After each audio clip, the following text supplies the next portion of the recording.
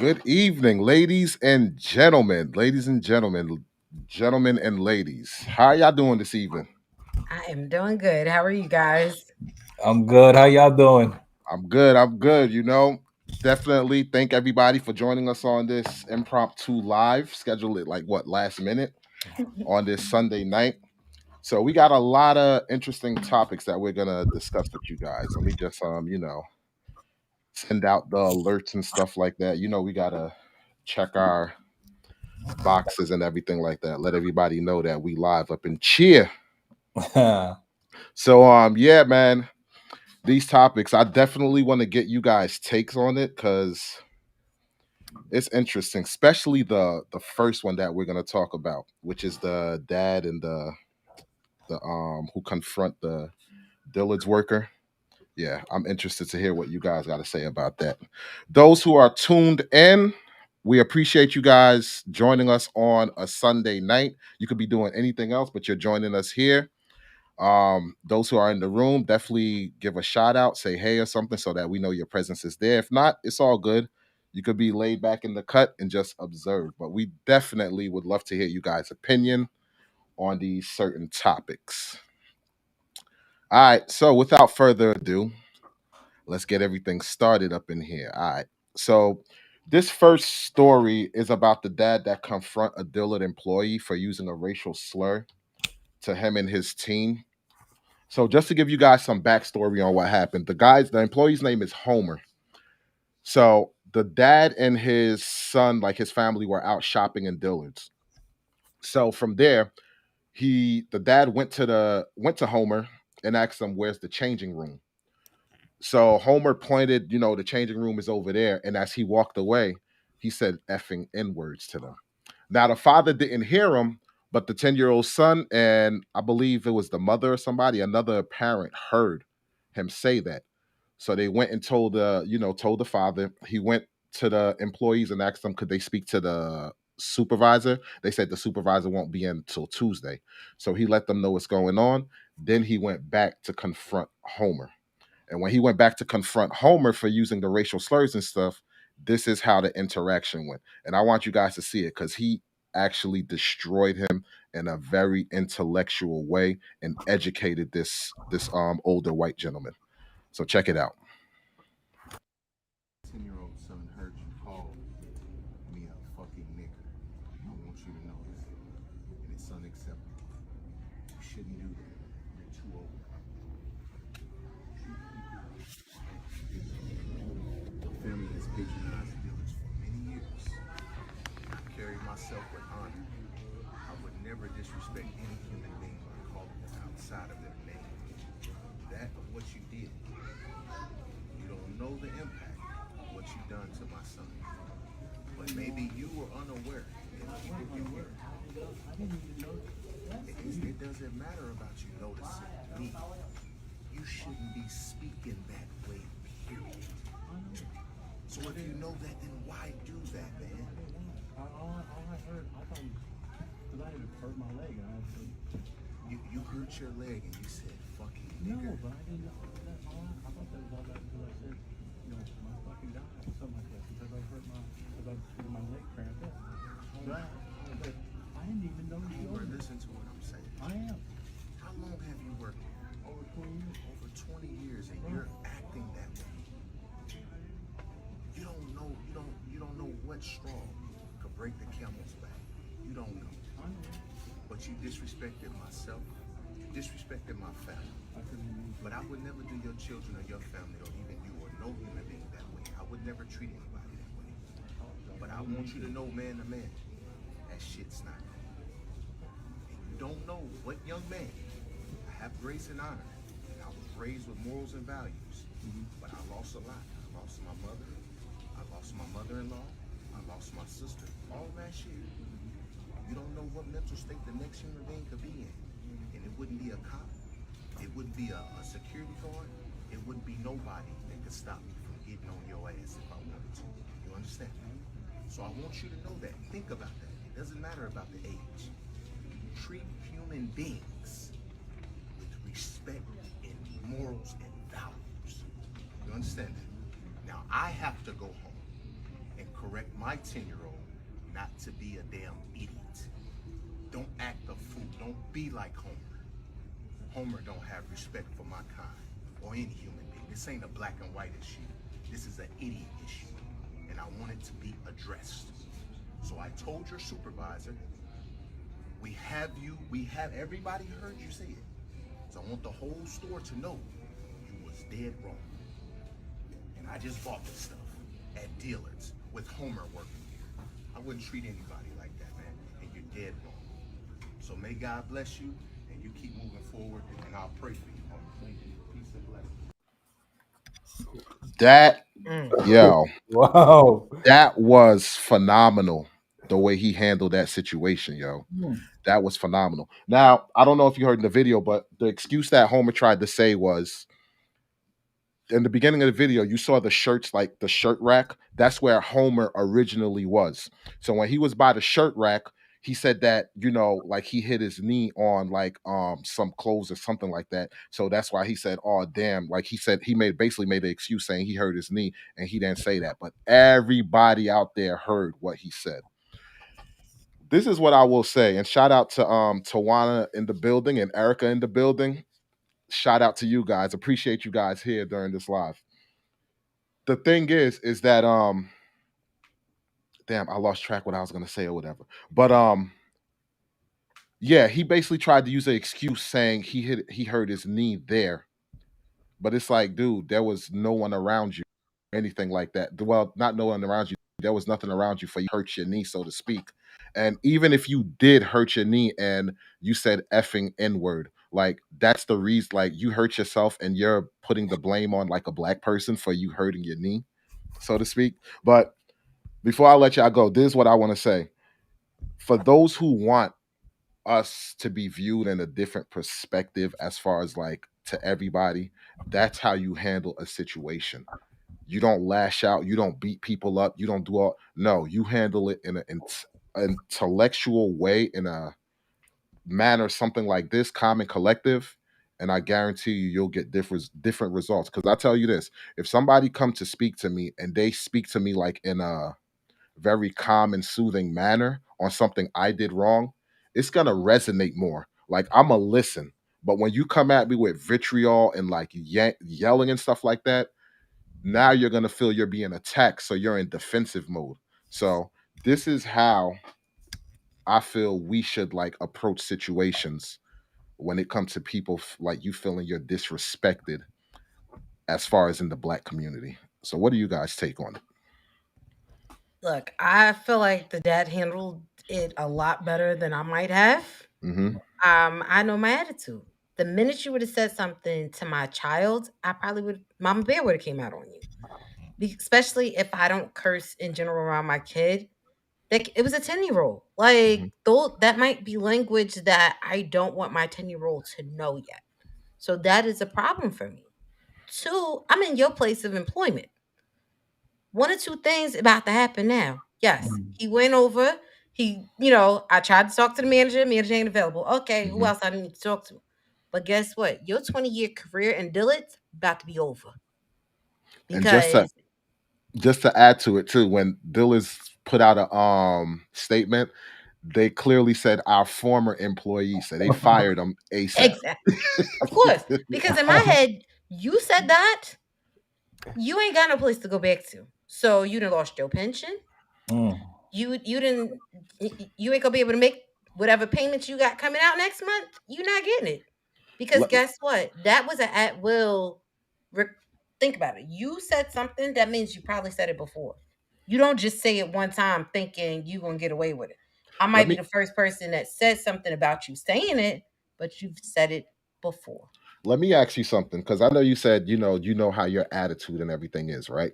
So if you would have approached it in a sense where you was like yelling and everything like that, do you think people around him would have then looked at it as he's the victim because an angry black woman is could like do you think the results would have been different because you're being viewed as the angry black woman and he's an elderly man? You get what I'm saying? So Correct. It would have totally been different because so I know my attitude would have came out. Now, am I going to say I'm screaming at the top of my lungs at him? Probably not. But I felt like you disrespected a 10-year-old. One, you use language that I don't use. So if you're using language that I don't use around my 10-year-old, that is a problem. And everybody's going to hear it. Your manager or the manager that's acting on duty, the department head. Guess what? I'm going to go so far as I'm going to be the one that send the letter because y'all going to be mad at me because I'm making phone calls. Like, I'm going to find out all of the information. I'm already research queen. I guarantee if it wasn't a former employee, you would have been a former employee at that point because I'm hitting all the marks. Okay, let me before you go, June. Let me just read. Erica said, "I thought it was a kid that said that until I saw it was grandpa." Yeah, it was definitely grandpa. I applaud the dad for the way he handled it because anybody else, he would have been sprawled out on the floor. I agree. That's why. And looking at dude, I'm like, yo, dude, look like he could throw some blows now. But yeah, all right. So yeah, June, what is your take on it, brother? See, I was agreeing with what Erica was saying, but I don't know. I don't see anything happening if he just get fired. I just see him hating black people more. I feel like if you force him in a class where he has to like sensitivity training and force that on him and show him the situations like, maybe like black people go through this and just make him see what his words can do and how it can really crush a race. I think that would be more impactful. Yeah, he should lose his job, but nothing's gonna happen. So if I was his boss, believe it or not, I wouldn't have fired him. I'd want him to learn something from that situation. You know what? That is actually a good take because you can reflect and be like, "Dag, I lost my job over this." But it doesn't mean that you really like understand what you did because your whole thing is I lost my job. But if you kept your job, you get what I'm saying? Like the message, the way it was delivered. And it seemed like he like it hit home because when you listen to the back and forth that they were having, like you could tell Homer was processing what he was saying, like like taking it in. So yeah, I think I mean, inside of me is saying yes, fire him, but I Me can too. understand your dynamic on what you're like, where you're coming at. Where it's like, if you didn't fire him, make him take sensitivity classes and stuff like that, it probably would have resonated more. Where he's more educated on the matter. You get what I'm saying? But I don't Which, know. look, I understand that, but you also have to look at it on a business standpoint. Mhm. On a business standpoint, he didn't already did this once. So that means he's now a liability. That means other people are going to start coming into this store challenging him to the Mm, point where they may, think about it. They're gonna start picking the bear. They be like, okay, yeah, you done did this once. I already see your that's true. face. I already know where you work at. You That's don't true. think people looking for come up not gonna come in here and trying to bother this man at this And Let point? me ask you, go on. if they allow, if they gave the customer the rights to do whatever the customer decide, like you get fired or you stay, like would that be all right or no? Like if It's I was gonna say it still doesn't because you have to look at it on a legal standpoint. That customer handled that pretty good. But guess what happens if the next customer doesn't? he'd be on the So then floor. that means that it could have been a fight that broke out in the store. That meant, that could have been damage to the store itself. It could have been damage to that person. He could have been hurt. Think about it. He was an older gentleman. That the person who came talking to him was younger. So you talking that's medical bills that could have been on both parties' end. Yeah, That's I get destroyed that. property in the store. That's even though yes, you got one employee, but think about it. That's other people that could have been in the area could have jumped in and got their licks on too. Like that situation could have blown up so out of proportion that you don't know what's going to happen. Here's another thing too. Something that you said that resonated. If he did stay on, and you said people was trying to poke the bear, it probably could have had a opposite effect too. Because now you might catch blacks who come in and disrespecting him, and then make him. It could make him do one or two things: say, "Dag, I really messed up," or "See, this is why I hate them."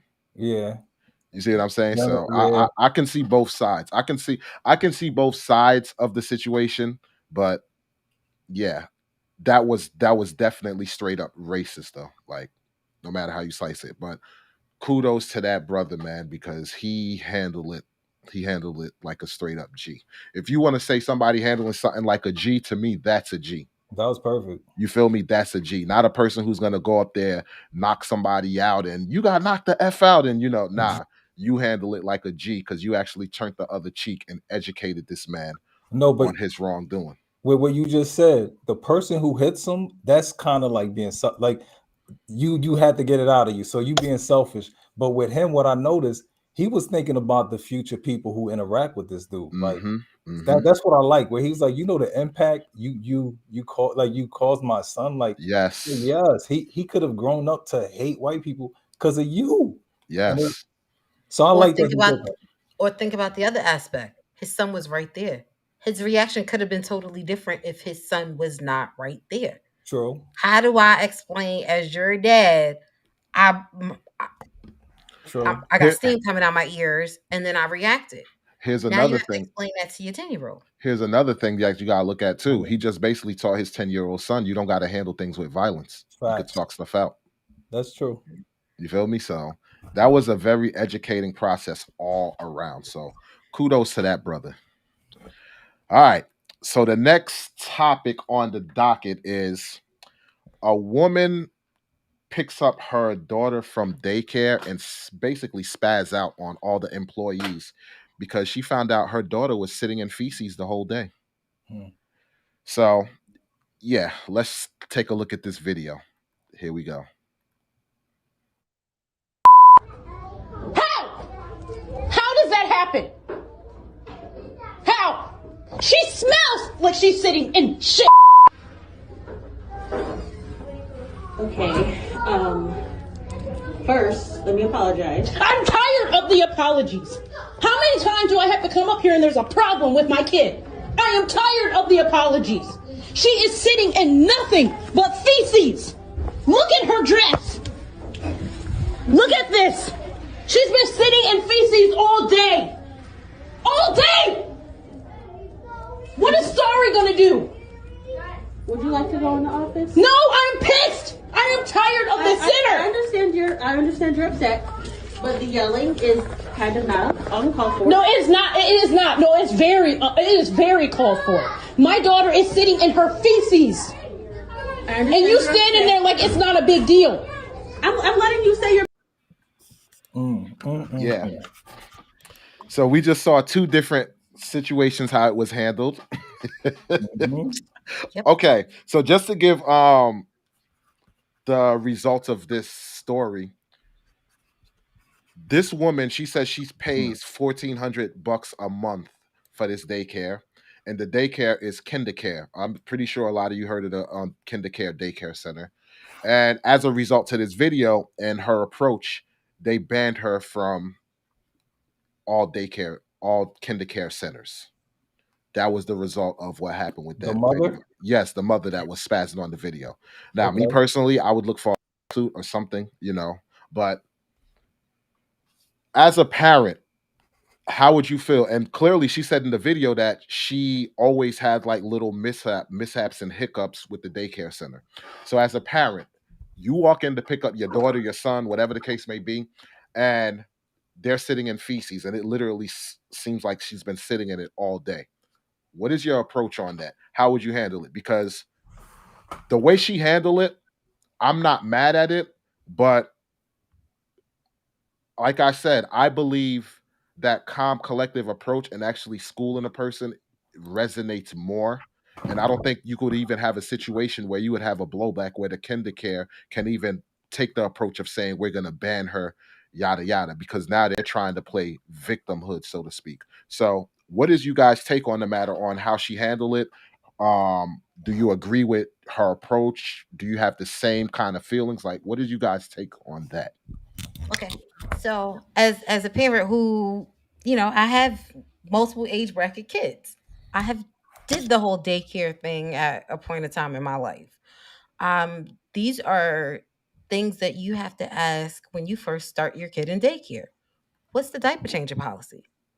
If it is not a diaper changer policy, in fact, maybe you have to see what the age brackets are, because guess what? If you're taking a 6 month old to 2 years old, maybe a different standpoint than a child who is willing and able to go to the bathroom on their own. So it's like those are all things that you have to pay attention to with the daycare center. Two, guess what? These daycare centers have your kids more hours in a day than a lot of parents do sometimes. Mm-hmm. So I'm gonna have to use kid gloves with the daycare center. And I'm sorry that I have to say that, but these are the people that are taking the most interest in your kids. These are the people that are teaching them their ABCs and reading them books and all of that kind of stuff. So yes, I do feel like she went a little overboard. Yes, if this is your eighth incident, guess what? At the incident one and two, you should have been finding you in a different daycare center. Before you go on, And Black Sheepdog is in the building. Just giving a shout out to Black Sheepdog. What up, brother? But go on. but like these are all things that you have to do when you vet your daycare center. It don't matter that it costs $1,400 because guess what? $1,400 is not that much for a daycare center if you go into before care, after care in 5 days a week. That's pretty cheap for some of these places, depending on where you live at. But the other thing too is as a parent, you have to talk to everybody that is there. You have to talk to the teacher that's on site to figure out what's going on. You have to talk to the director of that site to figure out what's going on. You coming in blowing up is not getting you no results. You coming in blowing up is not changing the fact that your child ain't been changed. Mm-mm. And obviously in the video, like I can't tell how small this kid is. I don't know if this is a 1 year old, a 2 year old, or a 4 year old. Because think about it, Mhm. some of these centers they take your kid up until they're going to kindergarten, which is 5 pushing 6 years old. Mhm. So I don't know. You don't know how many kids was in that class. If I'm taking you to the bathroom every hour and a half on an hour and a half, and you didn't go, like that's a problem. The teacher's not going in the stall with this kid to see what they are or are not doing. It could have been a fact of maybe the kid wasn't wiping, properly.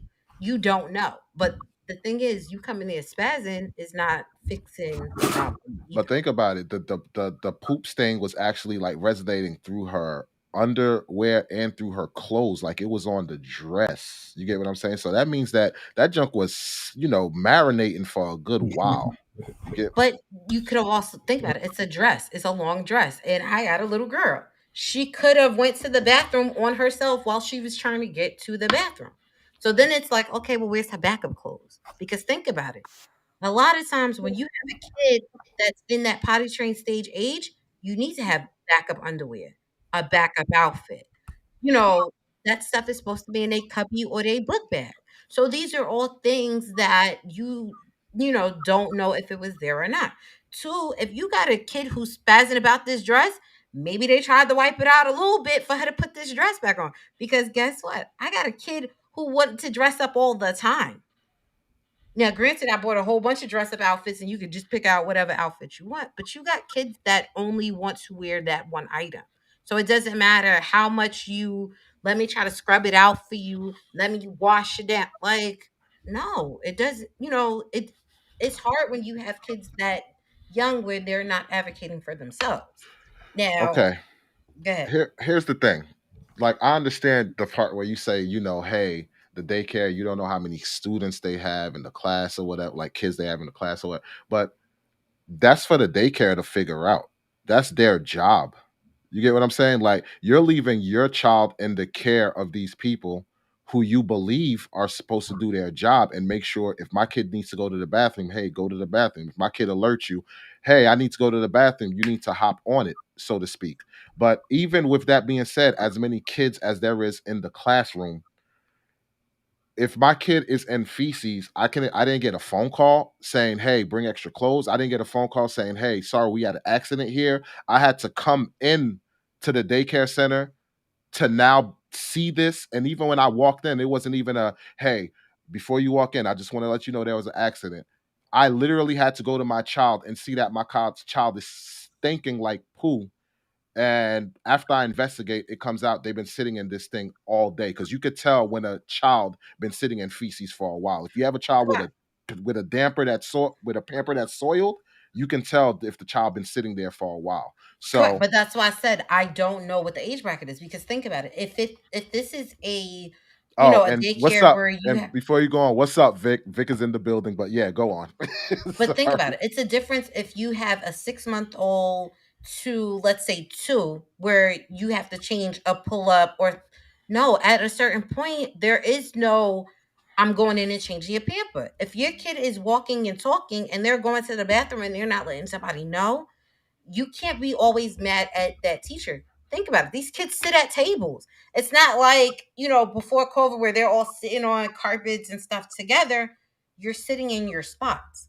You may rotate, your Good point. activities around, but it is still the kid's responsibility, at least if they're that 2 to 3 age bracket, for you to let me know that something happened. If your but kid is not being verbal to let me know, hey, this is what's going on, it's not my job as the teacher to go check your underwear.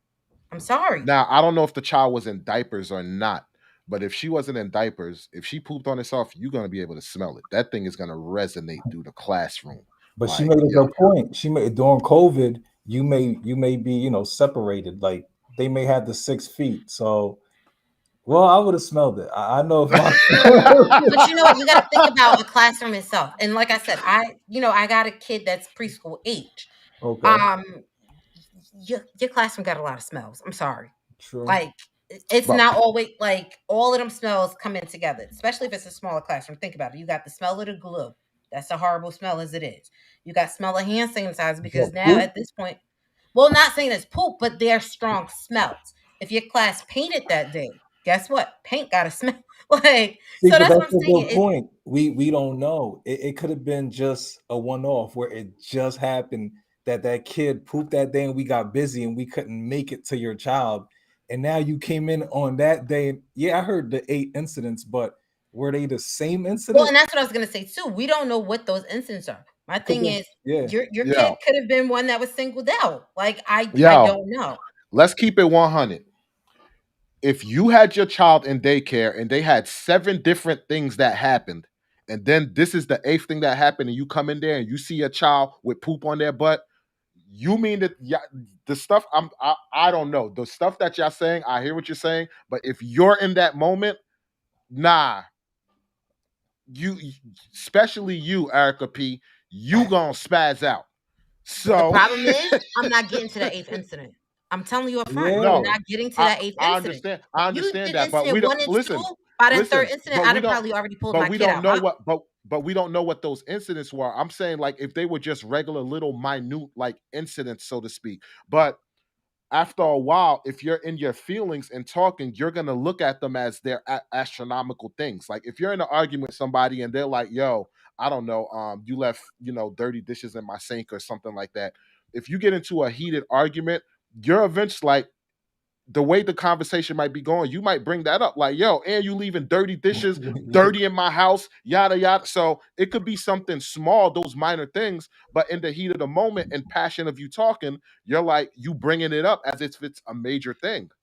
Correct, but that's what I'm saying though. Like, I don't know the dynamic. Think about it. A kindergarten, y'all got quite a few different classrooms. So if I got a problem with that teacher the first time, I probably just switched it. Like, there's so many dynamics to this. That is the problem for me. It's like, okay, you're telling me 8 incidents. Is it 8 incidents with the same teacher? Is it 8 incidents with the same daycare? Is it like, because I don't know. But yes, the like I said, the fact of the kid in feces, yes, that is a problem. But like you said, yes, you probably didn't smell it. So if I just smelled it and it happened just then and there, that's one thing. But like you said, I don't know all of the facts. Yes, did that parent get, did I feel like the parent was in the wrong for spazzing? Yes. Do I feel like the daycare is in the wrong for neglect? Yes. Like, I feel like everybody is being held accountable. Guess what? $1,400 is a lot. One, two, I'm like, if you spending $1,400 for kindergarten, they may have been the only one with a slot for my kid.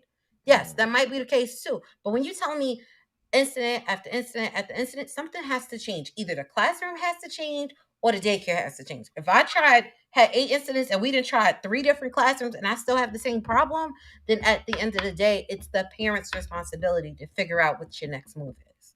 Because it should not get to the point where I'm banned from a daycare center Nah, for but something to happen. okay. But her being banned is okay to you, right? Her being banned the way that she handled it is it's wishy washy. And the reason I'm saying it's wishy washy, a lot of times they don't ban you just for coming in screaming and arguing. You get banned because you destroyed property. You get banned because you were a disruption to every kid in the environment. Like I But don't that aggression was a disruption to all those kids. correct. Yeah, because It think definitely wasn't a because it definitely was, but do I feel like on one end they needed to probably meet in the middle? They probably should have met in the middle. Because my thing is I need to find out why the kid was still in feces. Because like I said, I don't know if He this said is come into a 1 year old, office. a 2 year old, but or a 3 year old. So I do still feel like y'all need to figure out what happened. Because at the end of the day, if you got my kid in a class and the teacher's just not paying attention to these 15 kids that's in that class, then guess what? I'm about to have a civil suit at this point too. well, the way Because I think see it, about it, kid in feces, that means that could be diaper rash. That could be, you can get infections with sitting in feces for that long. Like it causes so many other problems. But you well, also have to pay attention to that daycare center too.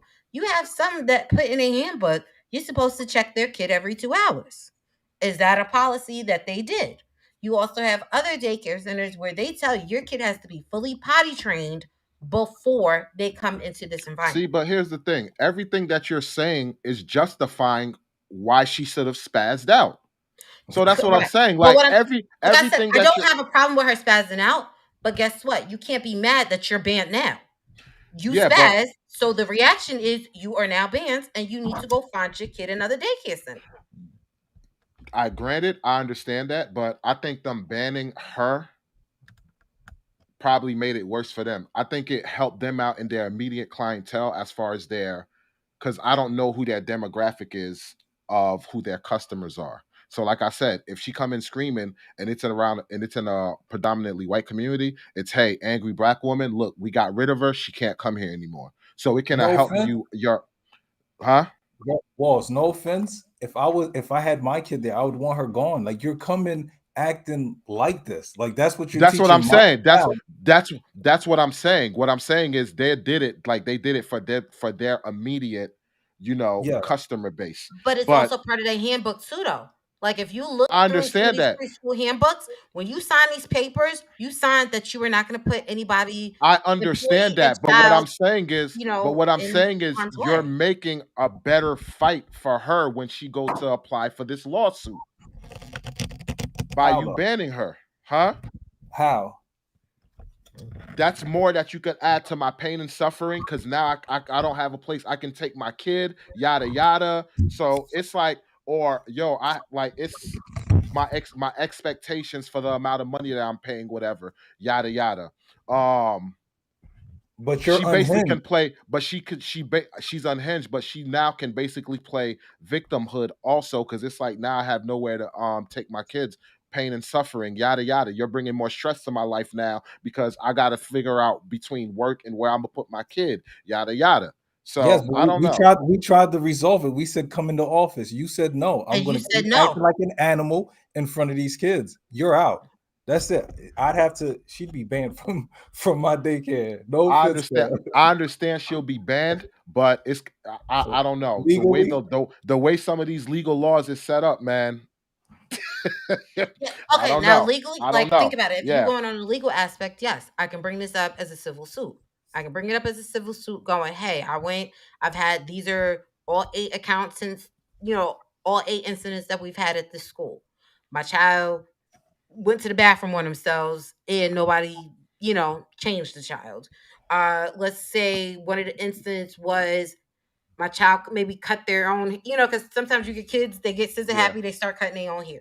Like you don't know what them other instances are, but guess what? When you start looking at it, you be like, okay, so this kid's been in daycare since September. It is now July.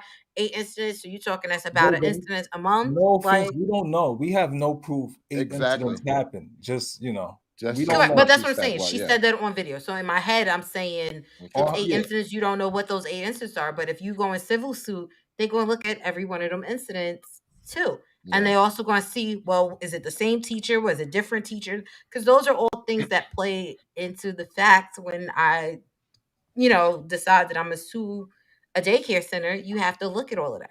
They have to have an accountable record. Think about it. When you go to some of these expensive daycares, they write incident reports. They do. Right? Yeah, they All should. right. So that you'll have some kind of record, even if it don't always line up with what you're saying. You're gonna get the teacher's account of what happened, the aide's account of what happened. Told you, I had kids in preschool before, so these are all things that they're gonna look at. All right. I'm gonna go through the comment section.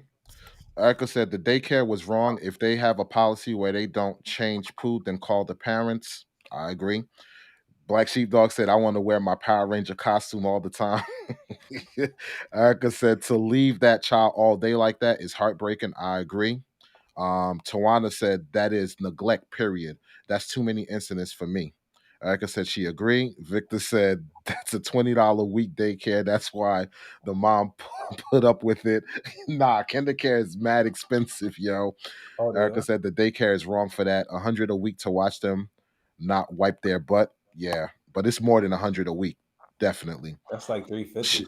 It's Tawana said 350 a she, week. yeah, Yep. Tawana said she was right to be upset. Yeah, you should be mad for 100 a week. For 100 a week, that's cheap. Tyga and Ay Caramba video. Vic, we'll get to that. We'll get to that. That's definitely part of the show. 8 different problems and not I had enough sitting in your office because nothing is changing. Like, no, I don't want to sit in your office. No, I won't relax. I worked in a daycare. I don't get that far to 8 at all. And I agree. Sometimes it's like when you're in the heat of the moment and you're in your feelings, so to speak, you're not thinking rational, especially when it's to your child. So that's why I'm saying I can't really fault her like that because you don't know. You're not in that situation, so you don't know how your reaction will be. Especially when you walk into a daycare and you feel like your child been sitting in feces. Like, yeah. All right. So the next topic we're gonna go to is a good Samaritan that actually stepped in and helped save a child's life from the child's own father. Let's check it out. Called out to a report of a man holding a baby over the side of the highway just north of Cotman Avenue. Christine King was on her way to work and pulled over when she saw a mother and her baby girl in trouble. And I said, give me the baby. And he said, get off my baby. If you don't get my baby, I will shoot you. I will shoot you. And that's when I stepped back. King says while she was negotiating with the man, the mom snuck behind and took the man's gun from his backside. She says it took police about 15 minutes to arrive on scene. The first cop got there and said, come on, come on. The cop came and tried to take the baby for him. They couldn't get the baby for him. They had a struggle. They was pointing gun at him and everything. And here's extra footage of that also. Check it out. Teen who was leaving school. Sorry, wrong one. Here you go. Hey, yo! Yo, buddy! This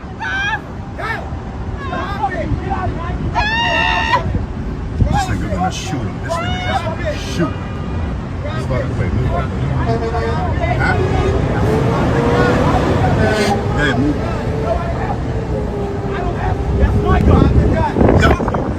Yo, don't do it.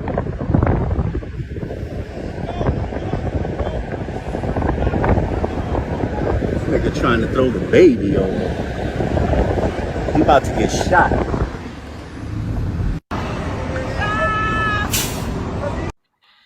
So the way this story started off is that the woman, the mother of the child was ready to break up with the father of the child, and his retaliation was to grab the baby and threaten to throw the baby over the ledge. And that's how basically this dispute and all this altercation happened or whatever. So I guess my question to you guys is what is your take on the matter for one? And number two, the second guy that was recording, do you feel like he should have stepped in and did something other than just, riding off and saying, "Hey, don't shoot," do you think he should have took action? Who Um, wants to go Mm. first? I mean, because for me, I could go first. For me, I look at it as the dude recording. I feel like he could have did something, even if like people say like, well, the cops was there or something like that. But if his back was turned or something like that, like I don't know, you don't feel like he could have rushed in and tackled him or at least try and do something, try to rip the baby away, like but if that something. baby get hurt though, it legally it could be on him. So If he tried to like grab him and they fall on the girl and she, God forbid, passes, it's a wrap. For It's him, like, yeah, because you was trying to help, but I don't know. I didn't think of that. That he should have tried to help. He should have. try like something, even if he got out, like, yo, buddy, something. Because the woman, she literally pulled over Miss King and was like, yo, trying to make things de-escalate. She actually took action. So I understand, like, you could record and everything like that, but in the world that we live in where everybody's screaming FTP, which I always say, then it's like, yo, you should be able to take action on things, because if we want to disband and get rid of police and everything like that, then I should see more people should be willing to step up and take actions for things like this. That's just how I see it. But let's hear, Good because point. Erica looked like she's ready to go in. You know what? It's twofold. So I feel like it depends on, where you are in the circumstance. So think about it. Miss King stepped in the beginning. So she was the one who pulled over, probably the one who, trying to calm them off the ledge. The guy in the car, I don't really think he could have did anything at that point. Think about it. He was already recording. The cop was already there. The cop would have told him to stay in his vehicle and keep driving off. But the guy had his back to him though. Correct. I get that, but think about it. The cop was already there with the weapon drawn. So you don't know what the cop would have done extra. The cop could have tried to shoot the person. The cop is going to tell you, don't, the people that are already there, they already know what their role is. Miss King was already there because she was already in the circumstance where the Oh cop probably man. pulled up. But you talking to one in the car, no, that would have added more chaos to the circumstance, which could have escalated it even further. Black Sheepdog made a good point. He said the dude recording would have gotten men see men as more of a threat than women. Just saying. That is true. That's a damn good point. Wait, repeat it. Said the dude recording would have gotten shot if he would have got out to help. And he said men see men as more of a threat than a woman.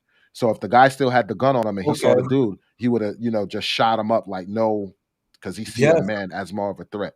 He could have jumped off that bridge with that little girl. He could have just Correct. Well, the ran and position just that he shot. was in, he wasn't at the bridge yet, though. Like in the But they not position gonna that they wasn't gonna shoot at him. So he could have, let's say he start running.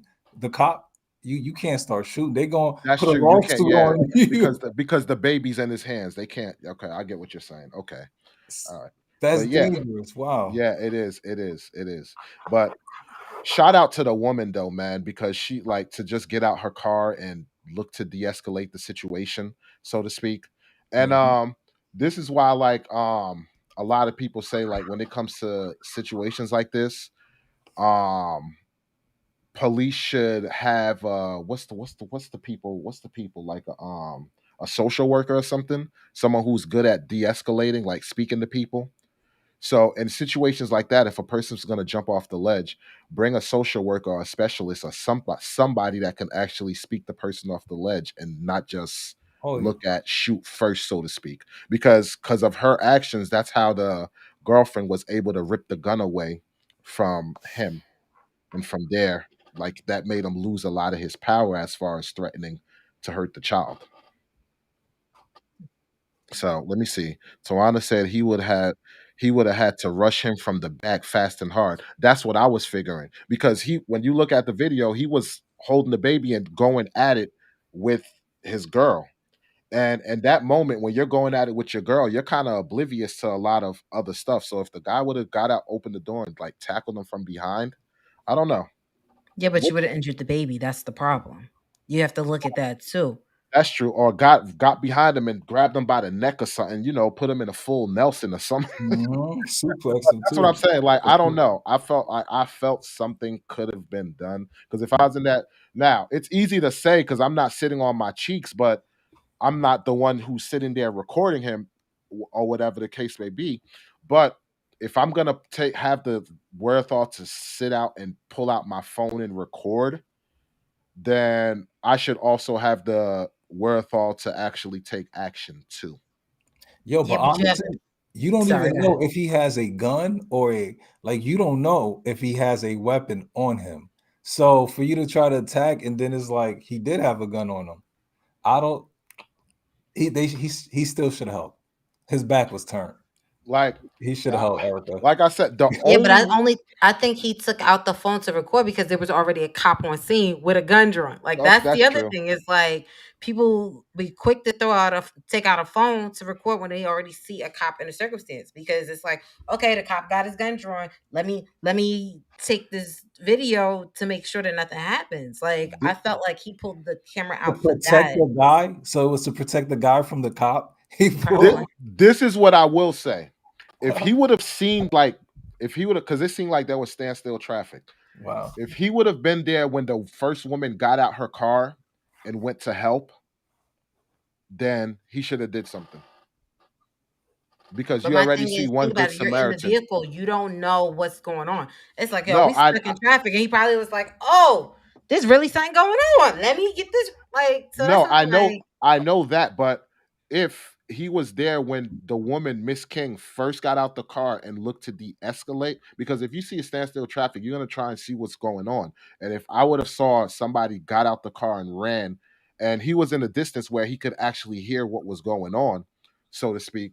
So yeah, if you recording and stuff like this, then I would say do something. And the only reason why I'm saying this is because I hear a lot of people say abolish police. We can supervise or we could regulate our own communities. So if that's the mindset that people have, Yeah, but that's not true. take action. But that's What? not true though. But if we just had a discussion saying he took out his phone to protect him from the police. Is that you're crazy? No, but what I'm saying is we're saying the guy in the car who was recording, he could have been pulling out his phone to record the guy with the baby from being shot by the police. No, I know that's kind of crazy. Yeah, When the so that's what guy I'm had saying. the baby, So if we're taking the step of where I want to record and protect this man who's willing to throw his own child off the ledge from the police, that means that we don't want police, so we should be governing our own, protecting our own, communities. So if that's the action that we're gonna take, then he should have did something. That's correct, all I'm saying. but you That's have to all think I'm about it too. saying. In the heat of the moment, you don't really know what's going on because think about it. It's a news report being reported after the fact.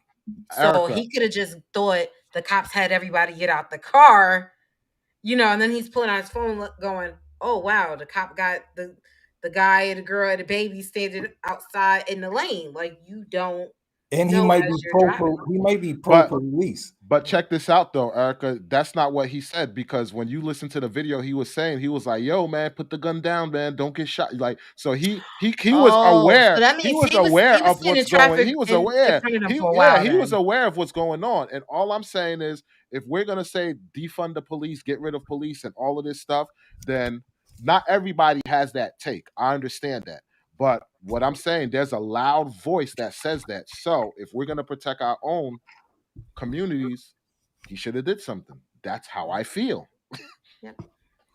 That's how I feel on the matter. Like, I'm not the person that say get rid of the police. I'm like, I'll call the cops quick to come protect mine. No, but if you was in that situation, do you feel you should have done something? If I was in that situation, do I feel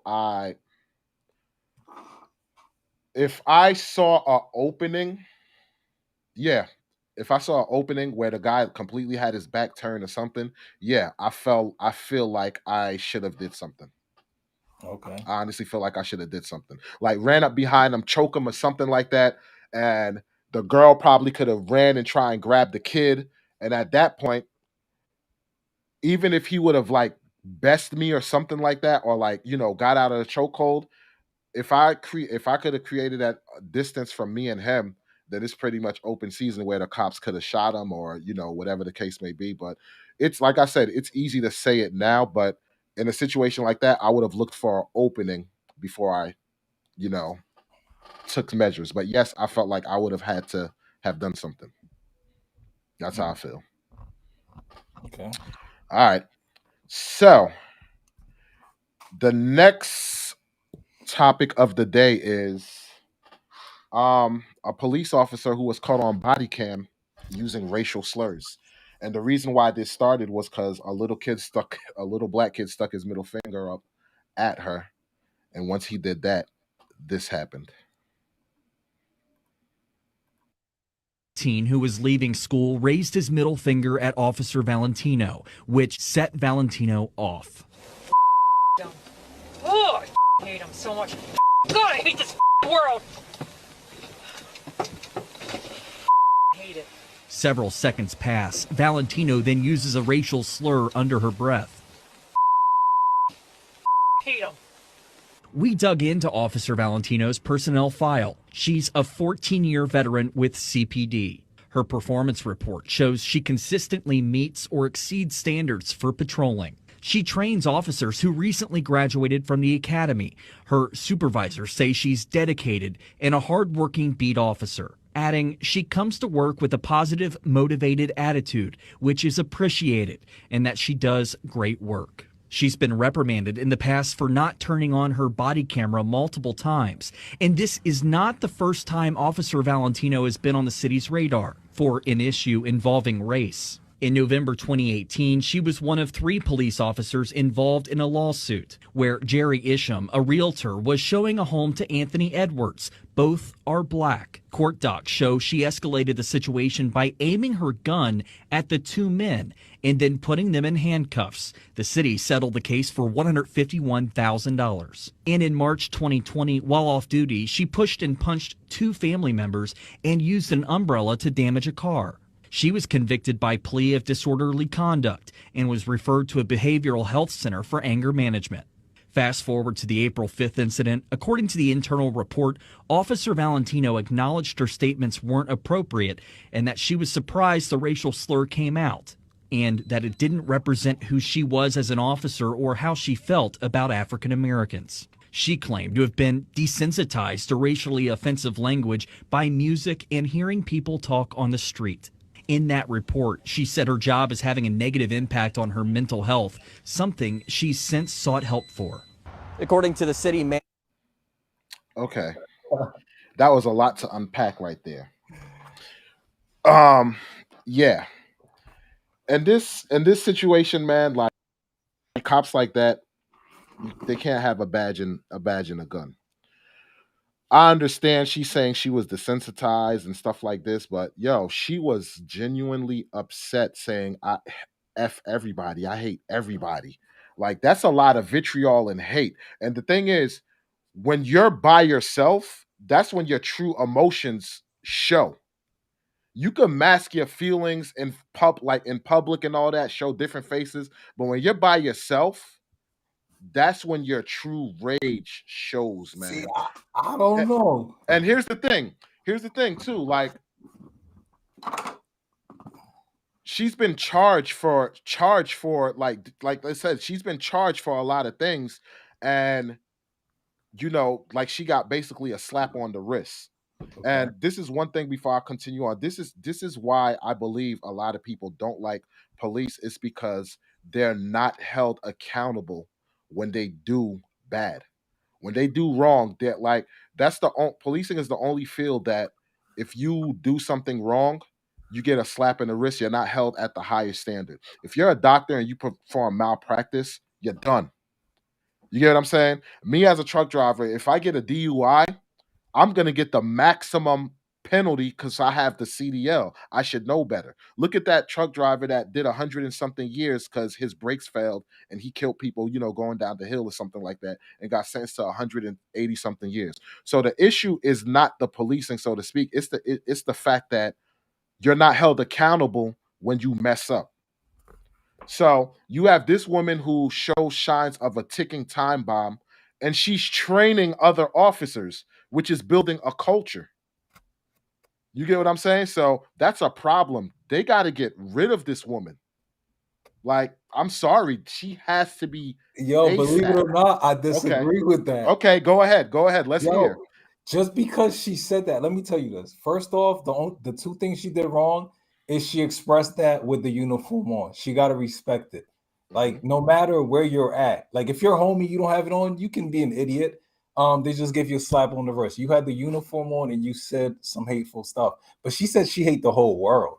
Like she probably was having a terrible day, and I understand she got in trouble before.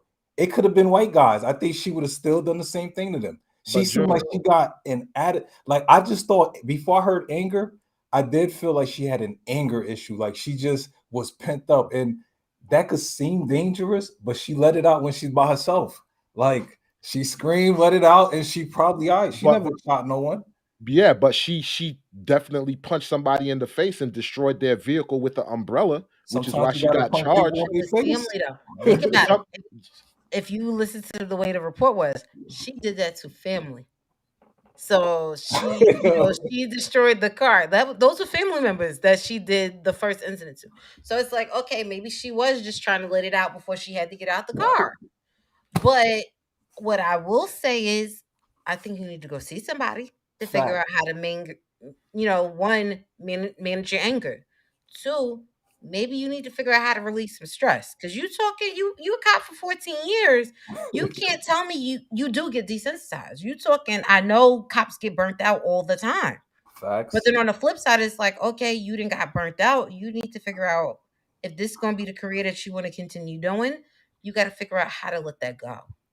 And if you don't get the right coping mechanisms to let it go, yeah, something eventually will happen, and then you will snap, and then you gonna be on the other end in somebody's jail cell, and you But, don't want that either. but Erica, didn't they say she was outstanding? Yeah, they said she met and exceeded all her stuff. So when you looking at stuff that's on a reporting aspect, when you testing her, she exceeded everything. And you got people that are like that. They exceed, Yes. everything that's a metrics based, but then they still don't know how to talk to people. Or they Yes, still but don't know how to cope. those were in what 14, 16 years she had those two incidents. Like, Yeah. yo, I've sat in the car before. It could be black, Spanish, Chinese, Asian, whatever. I don't mean it, but I'll sit there to myself and I'll get angry. Not angry. Let's say I get cut off. I may say, if you're black, I'm going to say something derogatory, not to you. Like, so you, it's just, I don't know how to explain it. I don't mean it. So I the don't pro- feel, the problem is though, June, you're not in a position where you literally have people's life in your hands on a daily basis. That's the difference. You're a well, common yeah.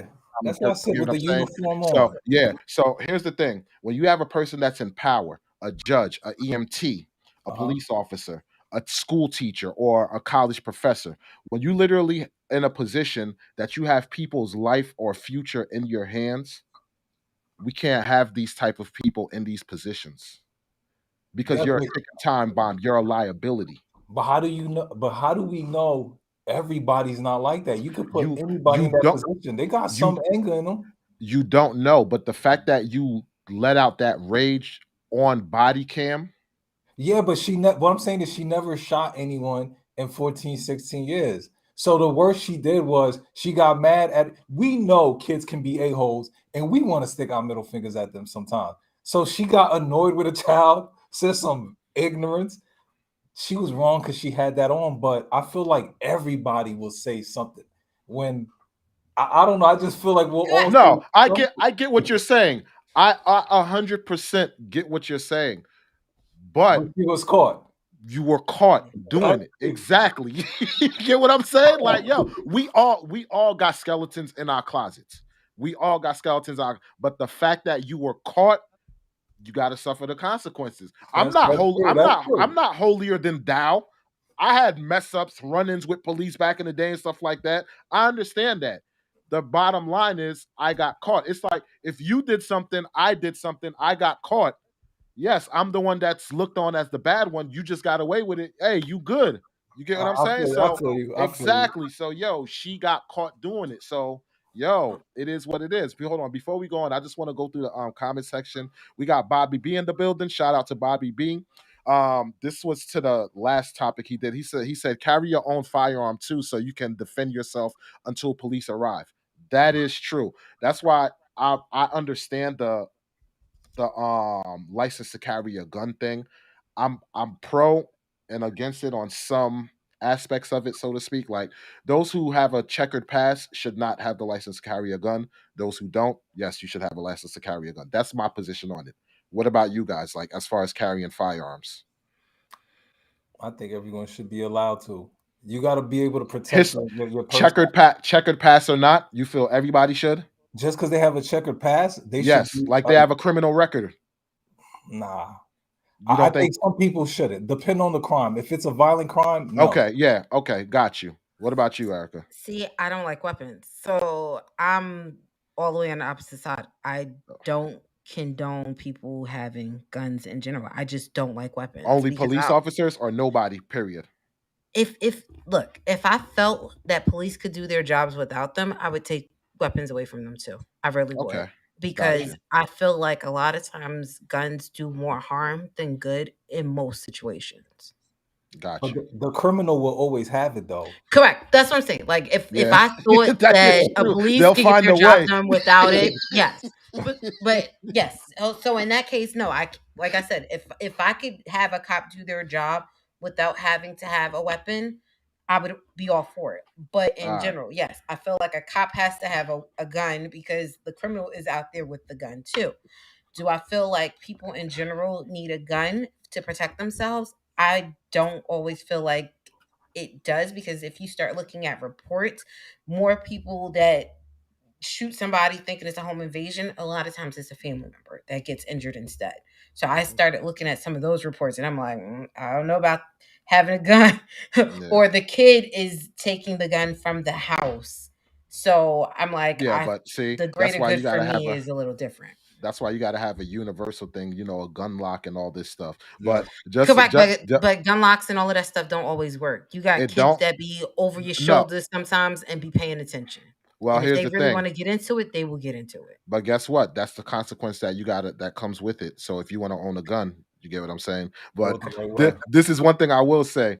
The thing that you said, June, is that they have the criminals be having guns. They be having better guns than the police officers.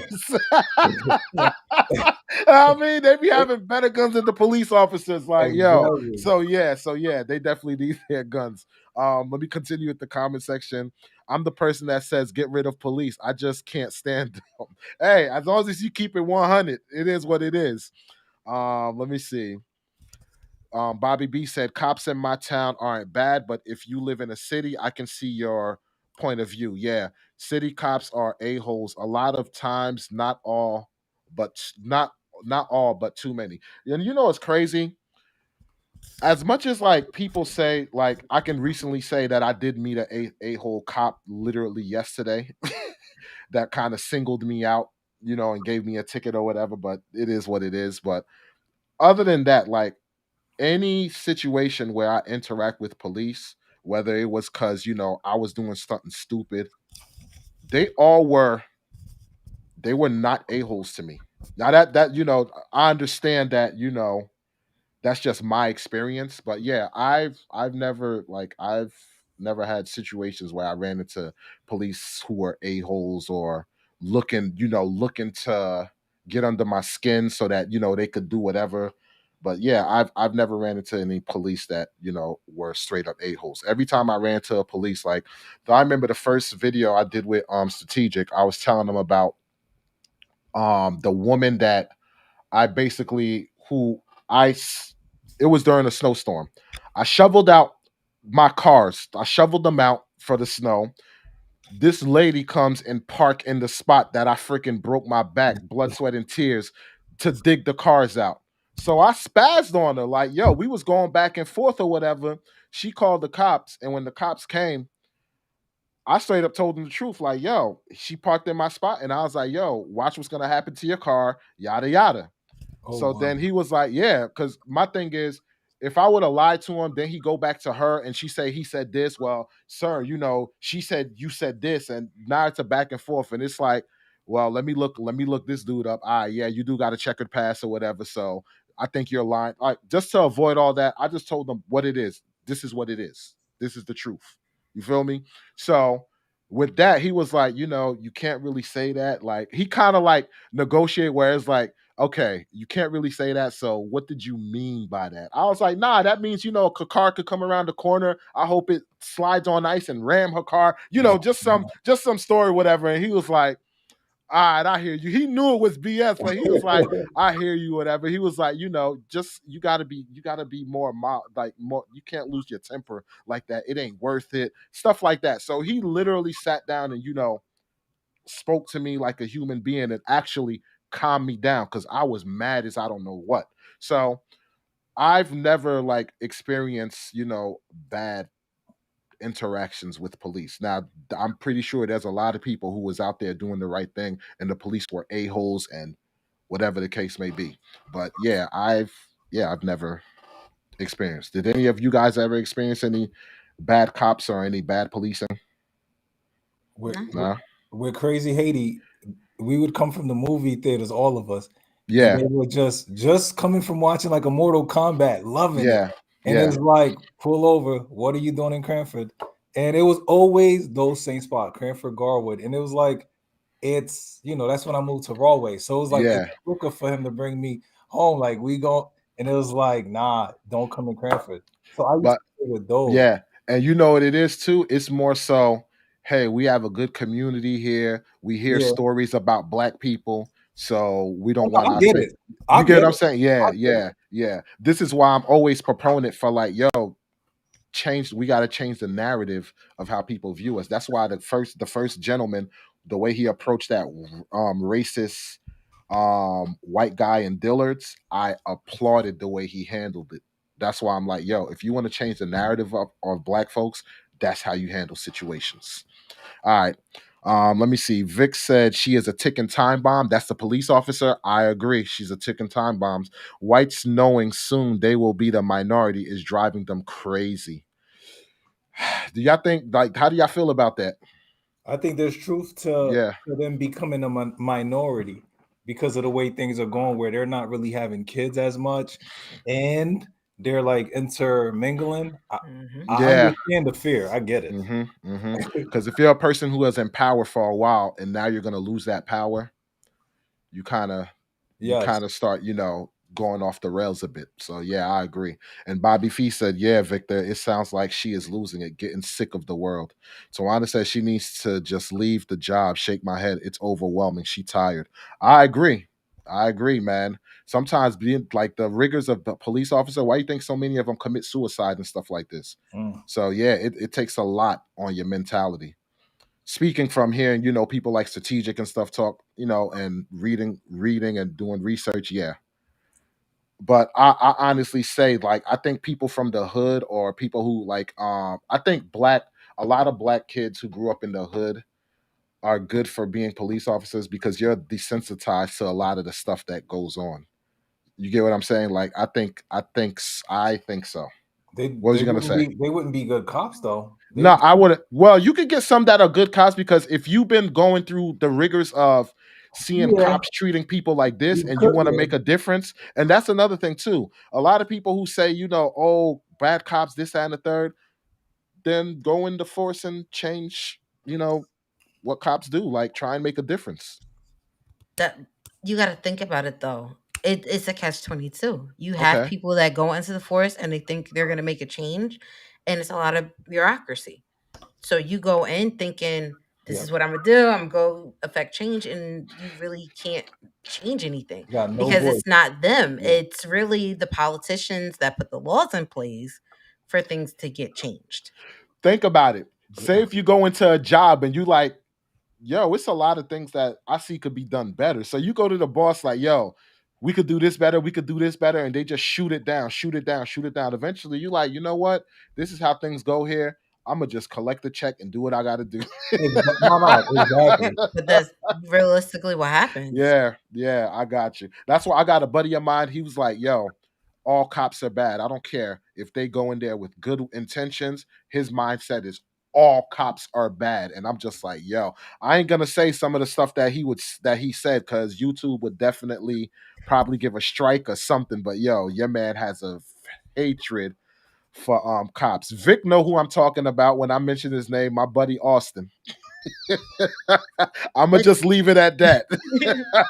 I'm gonna say, but you have to think about it though. Like if you have not had any good interactions, that is going to cloud your judgment over everything. Like The in my case, law. No, just about cops in general. Like I grew up around cops, so I look at cops differently. I was that kid going, "Yep, I'm gonna call the cops so they can come help me." I like that was what I grew up with. I had them as family members, so it's like, okay, it's nothing. But then it's like, in general, when you have people that are in an area that don't trust cops, then no, you'll start breeding the next generation of kids who don't trust cops. And then the Yeah, next batch of adults who are doing the same thing. It's like, at what point do you break those generational curses? that's true. But Uh, that with what Walls just said, that's crazy though. He said all do think all cops. Yes. So yeah, with because he thinks if you like you can go in there with good intention, but you're gonna fall victim to the culture. That's what he's thinking. so if he went into law enforcement, he He feel think he think he even would had be corrupted too. Yes, he think he would okay, be corrupted too. Because he think it's blue over everything. Yeah, okay. yeah. It's that fraternity, it's that brotherhood Yeah, but you over Because everything else. because check this out, check this out. uh-huh. Because I hear a lot of like cops or former cops say things like because even the live that we did with Strategic, well, it was me and Deontay from Talk Edit, and he was like, Deontay was like, why don't these cops turn these bad cops in? And I'm paraphrasing here. And he said something along the lines like, you don't want to see this person lose their pension over a criminal and stuff like this. But if that becomes a cultural thing, then that means people are turning blind eyes to stuff that bad cops are doing. You get what I'm saying? So that's how people perceive it. And you always see like for instance, I was gonna cover that story about the lady who became the town, what is it? She became the town something. I forgot what it's called. She became the town something and the whole police The you like councilman. every yeah, the whole yeah, town councilman or something, and everybody in the police force quit. Like all of them quit, right? Because they felt like, oh, we're working in a environment like in a what's the word, abusive environment, stuff like this. But then when you looked at it, it's like, and that type of work, if you're working in an abusive environment, wouldn't you go to HR, to try and get different protocols to try and find a resolution or get this person fired? But they didn't do any of that. And the person who became the town councilman was a black woman, and it was all white cops on the police force. So they all band together and quit, and there was like, if she gets fired or she resigns, we'll come back. But then I hear a story about that other police officer who was saying racial slurs and basically was promoting how he put 119 bullets inside of a black person, and if you shoot people, I'll cover it up. I'm the only person doing this and all this stuff. Like basically, because the what happened was that black officer was wearing pretty much like a recording, and was recording this white police sergeant or chief saying all this stuff to him because he said he was working in a toxic environment, and every time he tried to report it, nobody was doing nothing. So he basically went undercover and recorded this guy saying it. Everybody in the basically precinct knew about this, his ways, his tactics, and everything like that. I didn't hear everybody band together saying this is a toxic environment. We're gonna quit, yada yada. Okay. You get what I'm saying? So they were just like, yo, this is all good. So it's like you have one situation where this black woman who came in, she's known for doing good and basically taking like bad situations, whether it's policing and stuff like that. She's basically known for taking bad situations and making it positive, so to speak. They was like, yeah, we're quitting for somebody who's going to come in and try and make positive changes. Oh, what are you saying though? But then you have this cop who was basically keeping negative culture going on, and nobody said this is a toxic environment to work in. They stayed on the force. You but you know what? With the force, you may have to be a little over the line to actually be safe out there. So Yes, being you that may. yeah, No, so I. with a woman like with the black woman coming in and changing the culture, it may be like, yo, she's gonna put our lives at risk, trying to have us doing things the perfect way, and now these criminals are gonna have the edge. So they may But fear for June. the But here's the thing, though. Here's the thing. that town was stating that town was basically saying that a lot of the black people in the town were being harassed. By They're cops. getting pulled over by cops and the whole nine and everything like that. And you had people that came out and was like, yo, the only reason why the cops is doing this is because she's black and everything like that. But here's the thing. Here's the dynamic I want to put before you go, Erica. The woman only been in there for less than a month. So she didn't even get a chance to really put in like whatever protocols that she was trying to do. You get what I'm saying? So how can you say it's a toxic environment and you didn't even go through protocol through HR to say, hey, these are the protocols like that she's trying to enforce, whatever, and it's making a toxic environment for us. They didn't do that. They just quit. So if it was really a toxic environment that she was doing, don't you think they would have went to HR and said, hey, she's doing XYZ? Because those type of jobs, a person don't just get up and quit. You go through proper channels. You get what I'm saying? So that's why I'm like, yeah, I hear where you're coming from, but it's not like the picture they're painting is not stating this. I feel you. But my whole thing is you have a woman that they brought in who was trying to known for bringing in like changing culture to positive, but you had this dude who was, keeping a negative toxic culture. Nobody said they was going to quit there, but over here it was like, yo, we quitting. That's all I'm saying. You do whatever you want with the information, but it just make me look at it with a side eye, But I digress. Go ahead, Erica. What I was gonna say is you got to look at what that was. So it was a North Carolina town. What they did is they hired a new manager for the town. Yes. So technically, she is not a police officer that is coming in to affect change. But they brought her in, one, because you were getting too many reports of the residents that were non-white having issues with a predominantly white police force. So yes, her coming in for them was going to change the culture itself. It's going to change the way that you run protocol. It's going to change the way that you know, talk to non-white people, respond to non-white calls. So it would have been a massive change for them. The problem is when you have a police department who is stagnant and doesn't change, when someone comes in to do any little change, they're going to have a problem. So they went in to all resign because they knew change was coming and they knew they didn't want to go in and change the way that they were acting. But guess what happens? If all y'all quit, you do realize that is going to cause chaos in that area. So that means your crime rate is going to go up because you ain't got nobody to go respond to these. That means the town itself is going to have to reach out to state police to come in and help. Well, here's the thing. They had the neighboring the police that's actually willing to work with her and bring in help because they see what she's trying to do. So they have all those in Correct. order. And that's what I was going to say. So, yeah. Yeah. So Well, they and that's have what I all was going those to say. They were protocols having in to order. bring in other Yeah. resources. You got to bring in state resources. You bring over police from neighboring towns over to come help you. And so you go through the batch of applications that you have to get your police force back up and running. Yeah, I pulled up the story while he was talking. So I wanted to make sure that I knew what was going on. Those cops are surprised. They got shocked then because they like, wow, I thought they was gonna fold to our demands. But you also have to think about it. It was a town that had a little over 1,500 people. When you have it was a small town. with 1,500 people, Okay. you may have 10 to 12 cops for your whole area. So in that case, then yeah, all y'all quit. Y'all go figure out what else you gonna do next. Because you have to start looking at some of them smaller towns. They don't operate like a big city where they have hundreds and hundreds and hundreds of precincts and hundreds of people.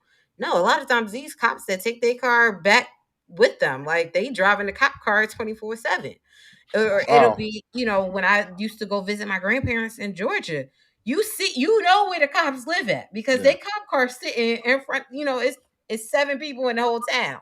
You start going to them back roads in Georgia. You know who them cops are.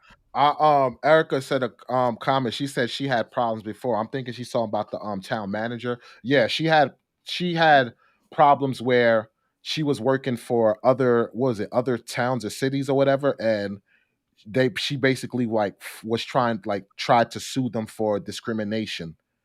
Correct. And I believe that some of the suits got dropped, but yeah, that's pretty much what it is. So it wasn't nothing where she had like a checkered past, so to speak. It was just that she put in a, what's the book call it? Put a, She would put civil suits in. yeah, She would put civil civil suits suits in in because for she would discrimination. go to towns that felt that they needed to be more culture, more culturally diverse. And she would pinpoint those particular places. If you do not make changes, then I sue you to make sure that you start making them changes. No, If they you would sue them, fire her. They would correct. fire They her, they and would then that's fire when she would. her, but then That's when once she they would put fire the. her, she would put the suit in because they were, a lot of these jobs are at will jobs. But it's, of course, if you feel that they're only firing you because of the color of your skin and not wanting to change, that's what I'm going to do. I'm gonna go make a lawsuit based off of my feelings. It may not always be the facts, and then when the facts come out, some of them got dropped. A few of them they had to settle out of court because that's usually what happens if people look at you and you get upset that you don't, you're not doing what they Yeah, want you to do in those areas. Wait, yeah. Walls, I know you're about to go, but let me say one thing that it is a checkered past because people find issue with people that call discrimination. Because I know someone in particular, a black woman who, if she feels it's discrimination, she does not need facts. She's going to call discrimination if she feels it's discrimination. And I'm like, sometimes it'll feel like that. Like that person may be hateful to everybody, and you're now calling discrimination because it felt like. So sometimes they mess it up for the people to who really felt it. So Walls, it is a checkered past. To a white person, it may be like, you know what? She's out here calling discrimination when she don't get her way. Like if I was white, I'd probably see her like that, even though she's not, because of the person I know who calls discrimination for everything. Everything. Nah, I could get that. I can get that. Like I said, I don't know the exact details or the extent of it, so to speak. So I could agree with that. I could agree with that. One comment I want to say that Black Sheepdog said. He said, "Matter of opinion. Y'all need to do another collaboration with Strategic. Bring Austin on too." Nah, Austin won't come on. And on top of that, most of the people in the chat and everything would have a hard time deciphering what Austin is saying because he speaks like deep patois because he's Jamaican. And when I tell you that patois, like, yeah, you're gonna be like, wait, what? Wait. Say it again. Yeah. Because even me, I understand patois, and even me, there's sometimes where I'm like, wait, say it again. So yeah, it would be interesting to have him on though, because brother can talk. He can talk, but I don't know. I'll run it by him and see what he say and kind of go from there. But that would be an interesting conversation to have with Strategic and Austin on there because, like I said, he has a hatred for police officers, yo. So, all right, so yeah, y'all agreed. So just to confirm, June, you believe that she shouldn't be fired, the police officer who went on the rant. Nah, she should be fired because she had the uniform on. Okay, what about you, Erica P? Okay, so I am going to take her background into play. I'm not going to say firing, but I will tell you she needs to seek counseling. She is also needs to go to anger management, and I feel like she needs to be on a probationary period. That sounds better. I'll go with that. Yeah. I like that. Me, I don't think she should be training other officers, and yeah, she needs to definitely get anger managed, like get her anger under control. But I don't know, man. I still see her as a ticking time bomb. Yeah, but I if you still see her fire as a her, ticking time bomb. if you fire her, like isn't that work? Like this is now a ticking time bomb that doesn't have a job. So isn't that like scarier?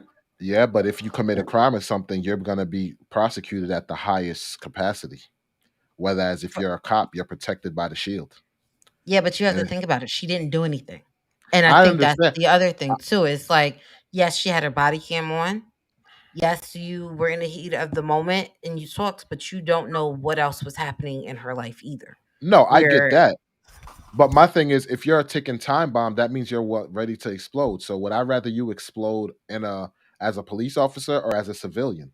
I'd rather you police But guess explode what? as a Ticking time civilian. bomb is ticking time bomb regardless. So Yeah, if she but did it on the clock or off the clock, if she was off the clock, guess what? She was I'm not talking about off the clock. I'm talking about as a civilian not being a police officer. So if she got fired and she exploded, she's gonna get the maximum, penalty. Whereas if she's a police officer, it's probably gonna be knocked down a peg, where she'll do 1 year, 2 years, or something like that. If she's not a police officer, you're looking at that 25 to life.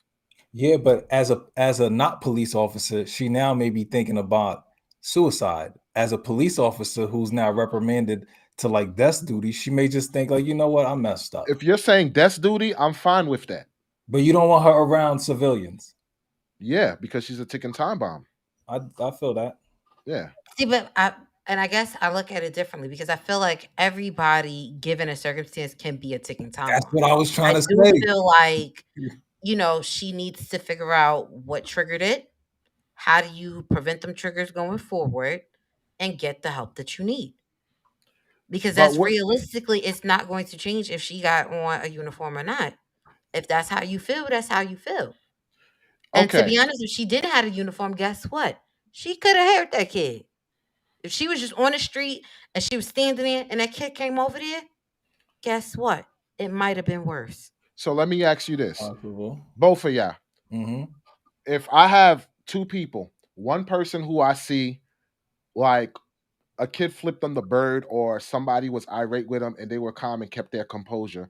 And then I have another person, the kid flipped them the bird behind the scenes with their body camera on or whatever. They spazzed out, so to speak. And now I get a call that there's a domestic dispute or something going on. Who do I think is more qualified or fit to go handle that domestic dispute? The person that spazzed out or the person who kept the calm and cool head?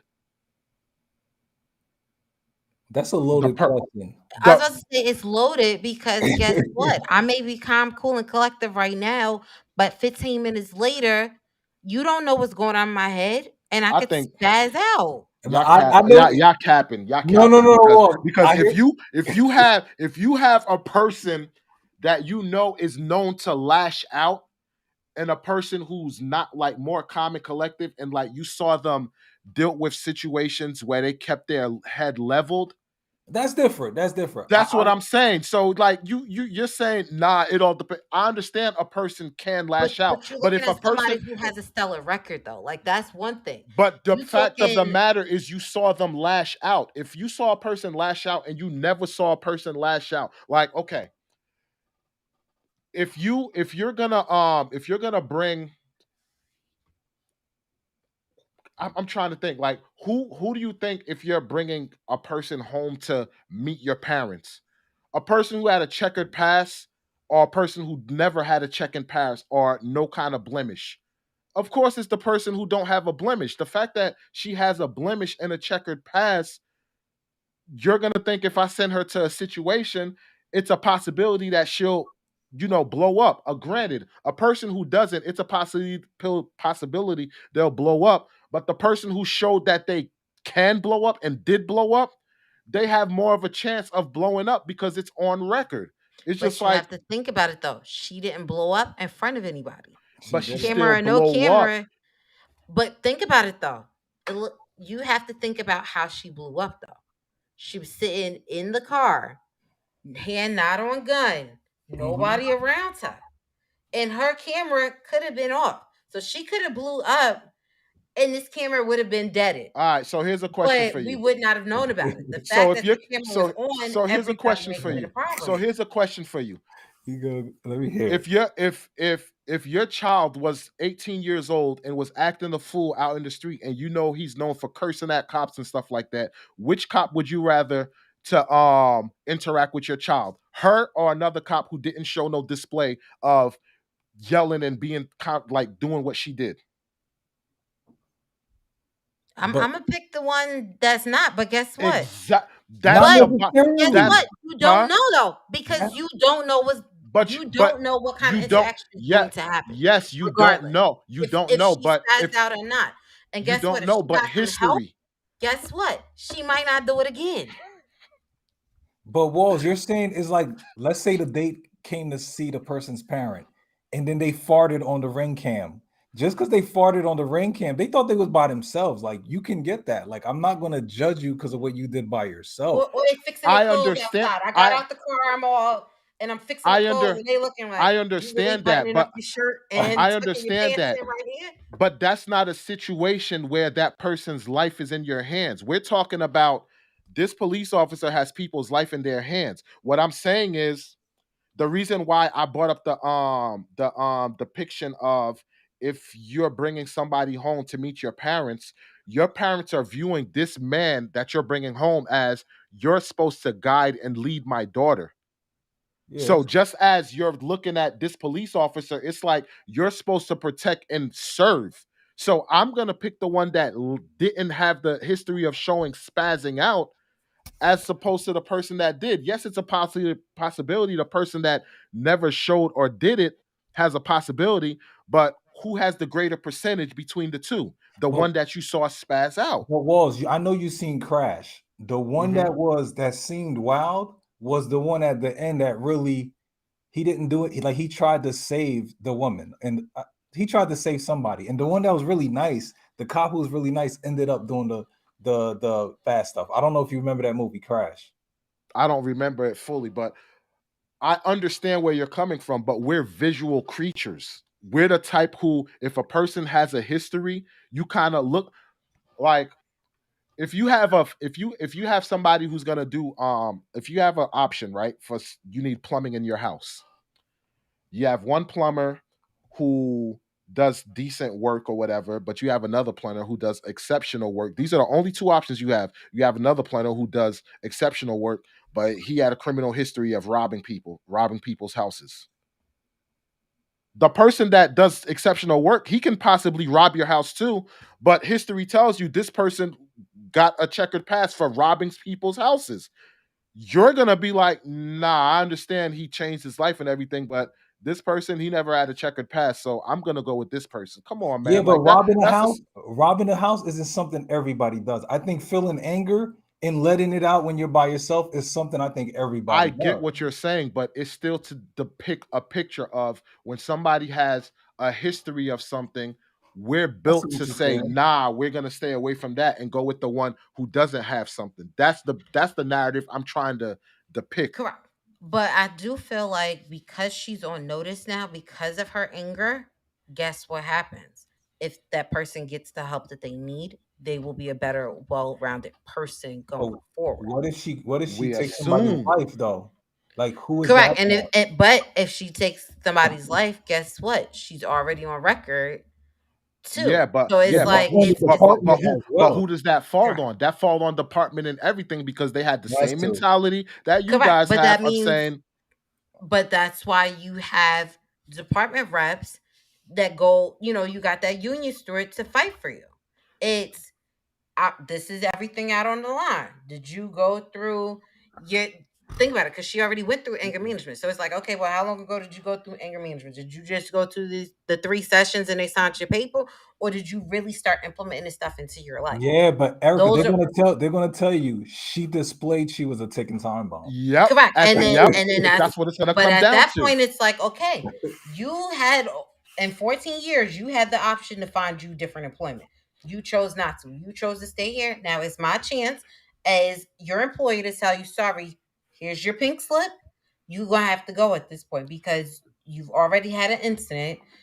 Yes, you've had the exceptional background going forward, or in those 14 years, we gave you the slap on the wrist the first time. Okay, shame on you. This is the second time around. Now it's your fault now. That's why So now that's you why gotta I go. specifically said if you keep her on to do desk duty, I'm That's perfectly true. fine with it. Yeah. But you have to think about it though. Not everybody excels at desk duty. It You got doesn't some matter. people who are really great at doing that, and you have others who aren't. It doesn't So it matter. may If not if be in you her if strong you suit. it Maybe doesn't being that matter. beat cop was her strong suit. Erica, my point is it doesn't matter if that's not your strong suit.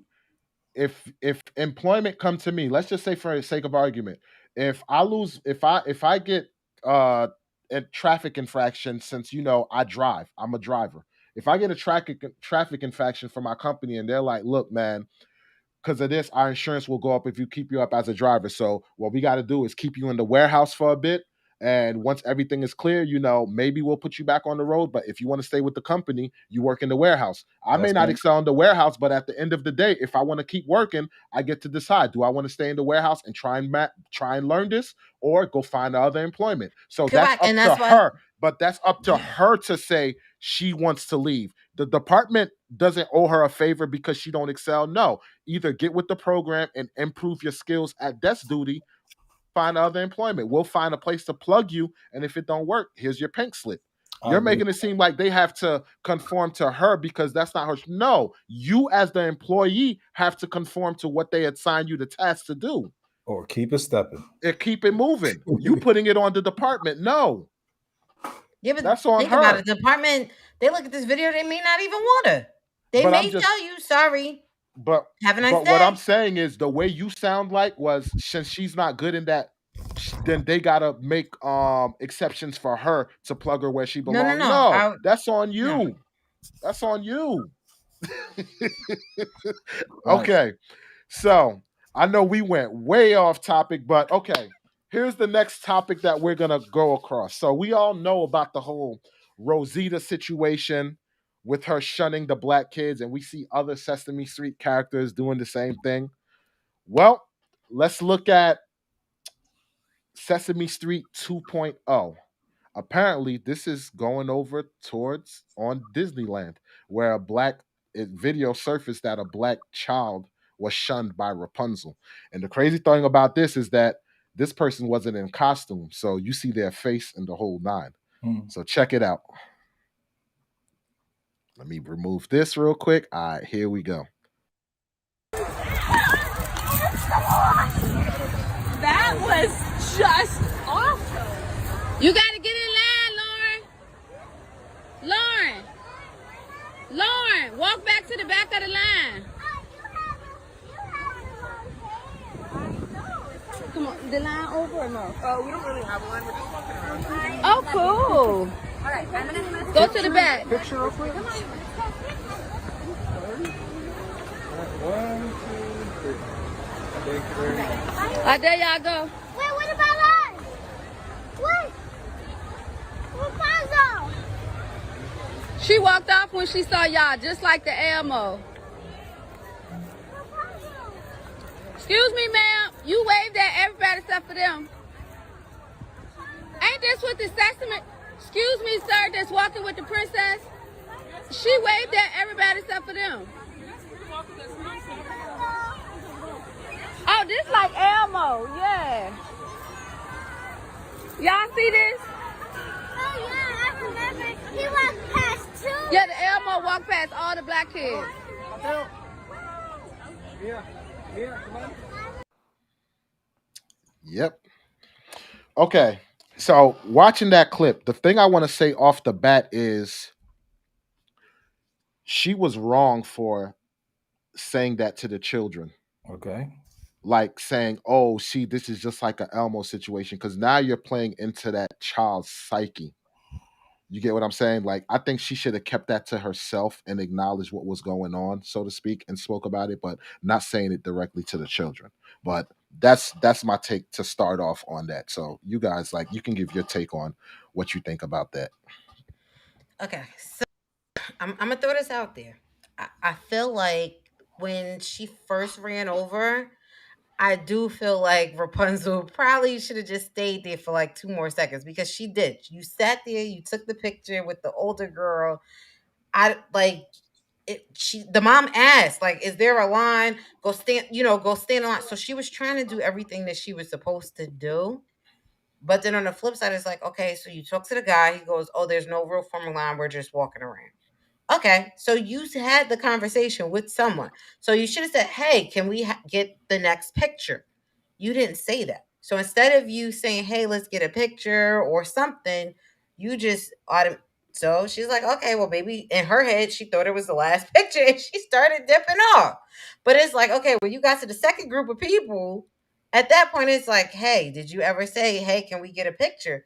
No, you just automatically started, oh, this is Elmo 2.0. Like, you can't do that and think these entertainers are going to take that kind of abuse. They don't have to take the abuse to begin with. So Hold on. Bobby B said, I don't know how she could hear them, but she stopped to greet two black children too. So I don't know if it was racism, but maybe I missed something. Did y'all see her stop at two other black children? Towards the end, I think. towards To towards end? the end Okay. Okay. with the With kid the with the other kid. monkey. Remember, Okay. because I was like, Okay. oh, it Okay. looked Yeah. like Yeah. Well, she was Yeah. talking to the black kid in the beginning, though. yeah, That's she was. true. So that's what I'm saying. I don't think it was a racist thing to begin with. I just Hmm. think the fact that it was like, okay, when I first got to this group, it was 4 people.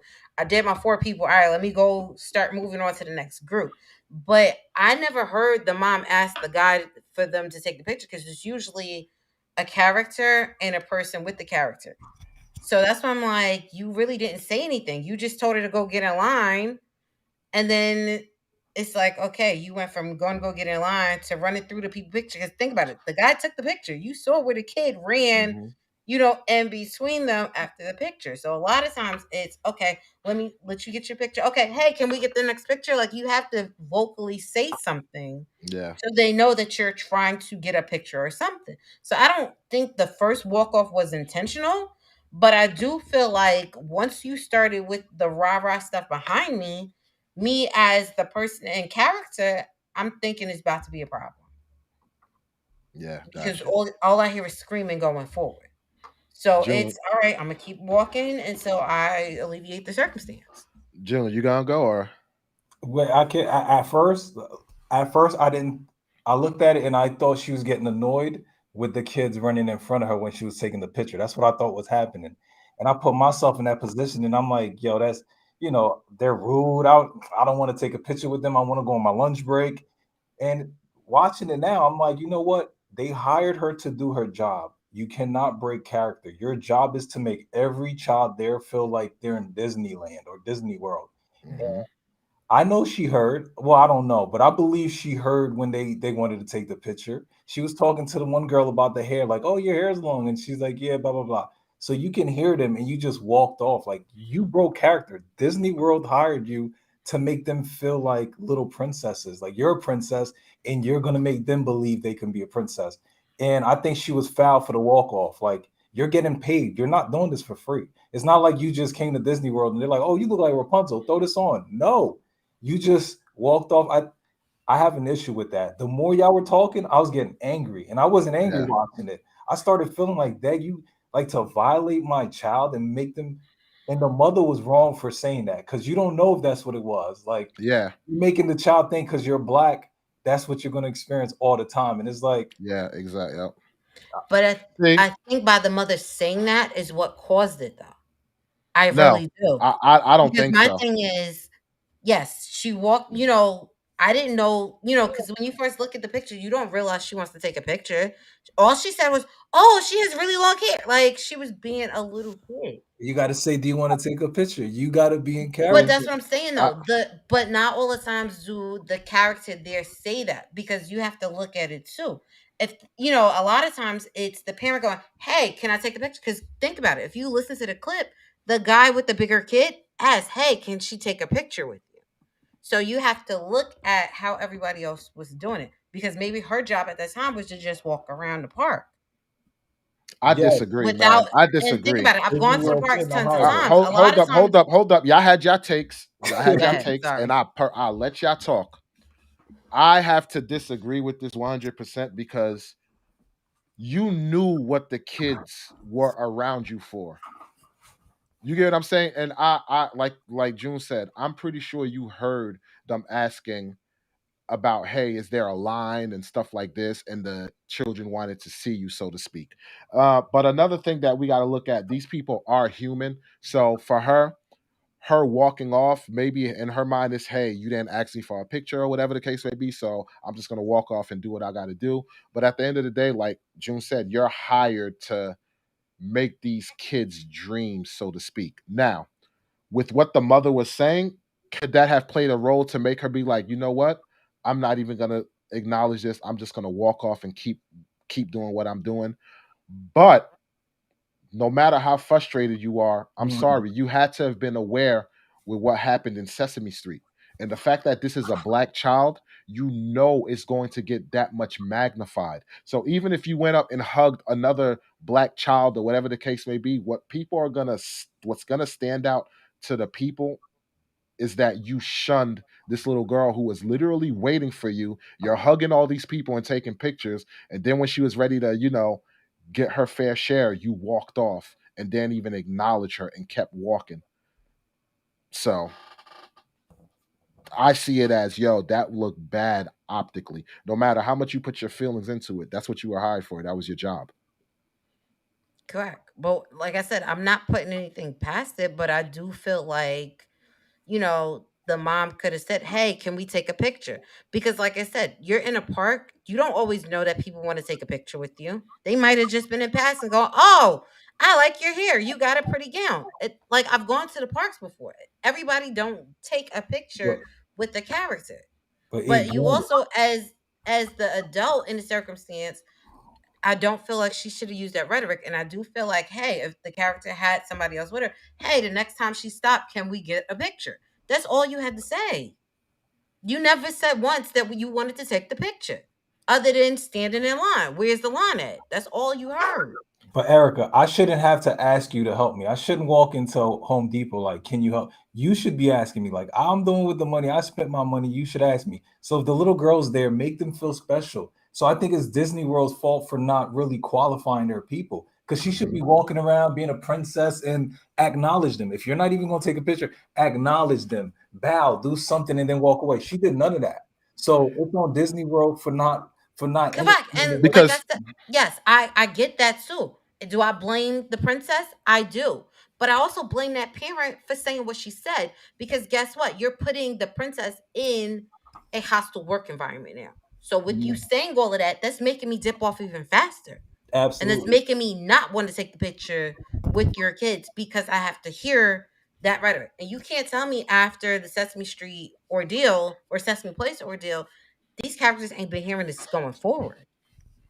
Because but here there are places in the park where you specifically can go take pictures with the princesses. I don't know if you're gonna like that price tag for them pictures, but you can go right over to the castle and they have set times that they do. Because yes, the ones that walk around the park don't have to take the pictures. Their job here's is to walk around the park. but here's one thing I will say though. Granted, I agree that that woman shouldn't have said what she was saying and letting the children hear it, but your actions is what caused her to say what it was. So if you would have just took this 1 second to acknowledge the little girl who was asking, "Hey, is there a line to see her?" and stuff like this, you had to have the wherewithal to understand that that child wanted to either take a picture or at least get a hug or something. So you had to know that, and then you just walked off. So that's on you. So that parent saying that was a reaction of your actions. And like I said, your job is to walk around and greet the kids or whatever the case may be because you're in character. Once you're in clock, you hit punch in, you're in character. That's your job. It's true. Vic said, "I stood in the animal kingdom in Disney for 4 days and went on 3 day in the Disney cruise. And Disney is a racist place. Disney World sucks. I recommend the Disney cruise." Yeah, he definitely recommend the Disney cruise. I hear good things about the Disney cruise. Cruise. Yeah, the Disney cruise I heard is lit. Mm. Let me see what other comments that happened to me and my son in Disney cruise. That's what Victor said. Black Sheepdog said, "I'm dying over here. They need to pull her hair to get her attention." Bobby B said the mom was polite though. No way was she polite. Yo, you could tell she was ready to get ratchet. Like, well, she already was, being borderline ratchet, so to speak. But yeah, you could tell she had a mouth on her, so to speak. But yeah, um, yeah. What I think is gonna happen now is a lawsuit. But this is why I say, man, if you feel like you're being, you know, discriminated against, just don't support these companies, man. Just don't give them your money. Like, that's all I can say on the matter. Just don't give them your money, you Some know? people feel like they won. Like that's how they feel like they won because they don't want our money. And it's like, but you look like a dummy. Like Here's the thing, too, though. What about this, though? Especially everything that's going on. You could be looking at people that's just looking at every opportunity to get a come up That is true Possible. too. for a lawsuit. We didn't You see know? that video could have started a whole different way. We don't even Yeah, know. yeah. For all we know, they could have been talking crap to Rapunzel way before and pissed her off or whatever. But at the end of the day, even if they did, you're still in character. Facts. You're Yep. still in character, so Yep. you still got to treat everybody. Unless you went to a supervisor and said, "Hey, they're treating me hostile. I can't." Then cool. But if that didn't happen, you're still in character. But Erica's saying they don't have to take pictures though, so she didn't do anything outside of character by just spinning off. You did. Because, Yeah. like I said, you have to look at where they are in the park. So that was just the pathway, walking around. But like I said, I've gone to quite a few parks. So I know, especially with Disney, there's set times that you go for the princesses to take pictures at the castle. There are, they have the other characters that do walk around the park. But like I said, those aren't the stationary take a picture because guess what? There's no photographer. That was just I her know walking that. around. But I with know that. camera phones, this is different. Like, Yes, camera phones change the dynamics, but guess what? Even if you still go to the parks to this day, they want you to spend Yeah, they your do. $30 to $60 on They their do. picture packages. Exactly, they do. You go So- online, they got bands now where you can get the unlimited photo added to your bands. So Yeah. every time you go in line, it's automatically charging you for those pictures. So that's what I'm saying. Like, it really just depends on where that princess was in the park. She No. could have been walking from one location to another. Maybe she, like, and I'm not saying this to be funny because, yes, she did stop at other kids, but Mhm. you don't know if that princess was on her way to one of the gigs. You don't know if that princess was going to a show, if she was going to, they do the parades in the No. middle. Like, you don't know what the dynamic was for that, She too. stopped So, but a kid don't care for that. If you Correct, didn't and the fit- kid if you don't didn't care. say that, if you didn't say that, then they don't want to hear that. If you stopped and spoke to all these other kids, you could at least acknowledge that one kid. Correct. But my thing too is like, as a parent, if you really want this picture, I have to express, hey, when they're done, can my kid get the next picture? That could have probably eliminated half of the stuff that was going on. You Look. don't know. And you don't know who the lady was talking to in the background was. You don't know if that was another parent that was just standing there. You don't know if that, if the character had somebody with her. So that's what I'm saying. There were loopholes right there too. And yes, granted, you expect her to be able to hear what's being said around her, but you never know with these characters. It's like, okay, the next 501 picture. Come on. Like, that's what I'm saying. Like, you don't know the whole everything that The that way they I tell. see it, man, Because we live optics look we live in a different. time now that everybody is pretty much trying to look for a come up. We looking at this Disneyland stuff. I even look at when people interact with police, how, oh, I'm not resisting and stuff like this. It look like a lot of cases they just be looking for a nice come up where I can sue the police department and all of this stuff, and as a quick come up. That's how I see it. Victor said black people are lucky they can sue and get paid for someone even looking at them the wrong way. I know they had black people in the animal kingdom playing an African instrument since it's African theme.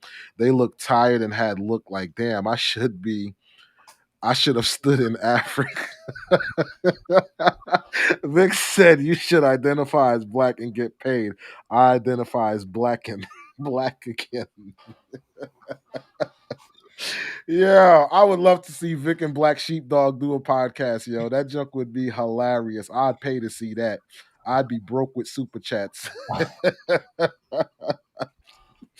All right, so let's move on to the last subject of the day.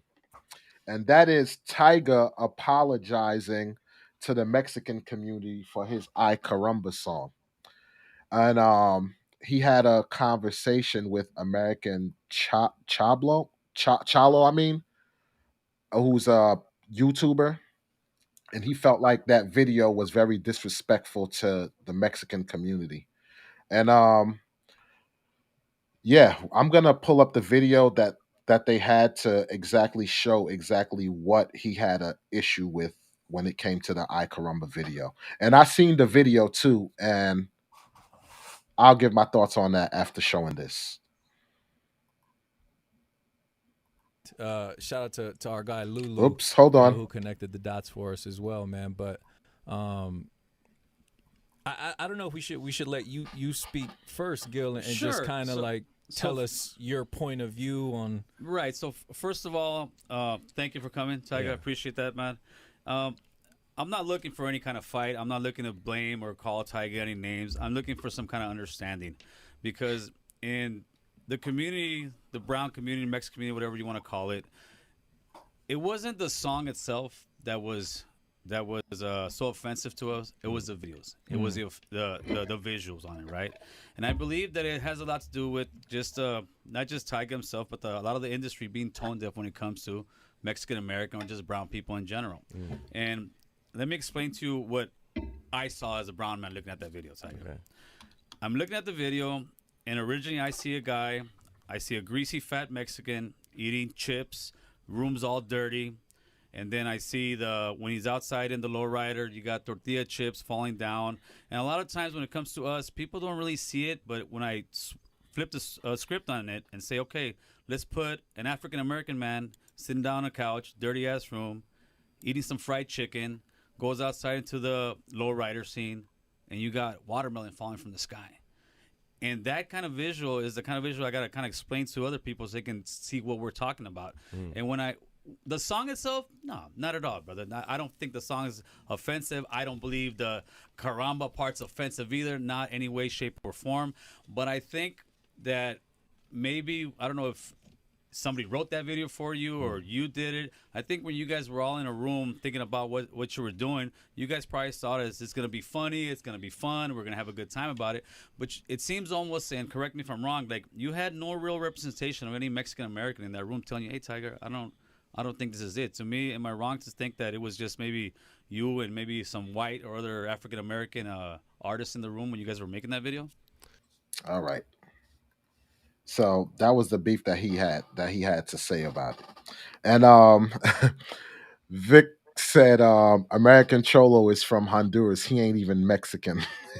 And said Mexican hang Mexicans in Mexico like if it was Christmas, but get offended over tortillas and girls sucking his toe, please. And Black Sheepdog said, don't mess with the tacos, just don't mess with it. All right. So now, after that surfaced that Cholo had a problem with the video, saying that Tyga was disrespecting Mexican culture. Tyga said his intentions was not to disrespect Mexican culture whatsoever, right? But we all know the internet is undefeated. So then video surfaces with Cholo being offensive to Black Americans. So let's play that video. He's a big black guy. He's got the big black guy syndrome, homeboy. So all I know is I got my platform, carnal. Use a fool, use a chump, and use a ghetto coon. With that, I'm out.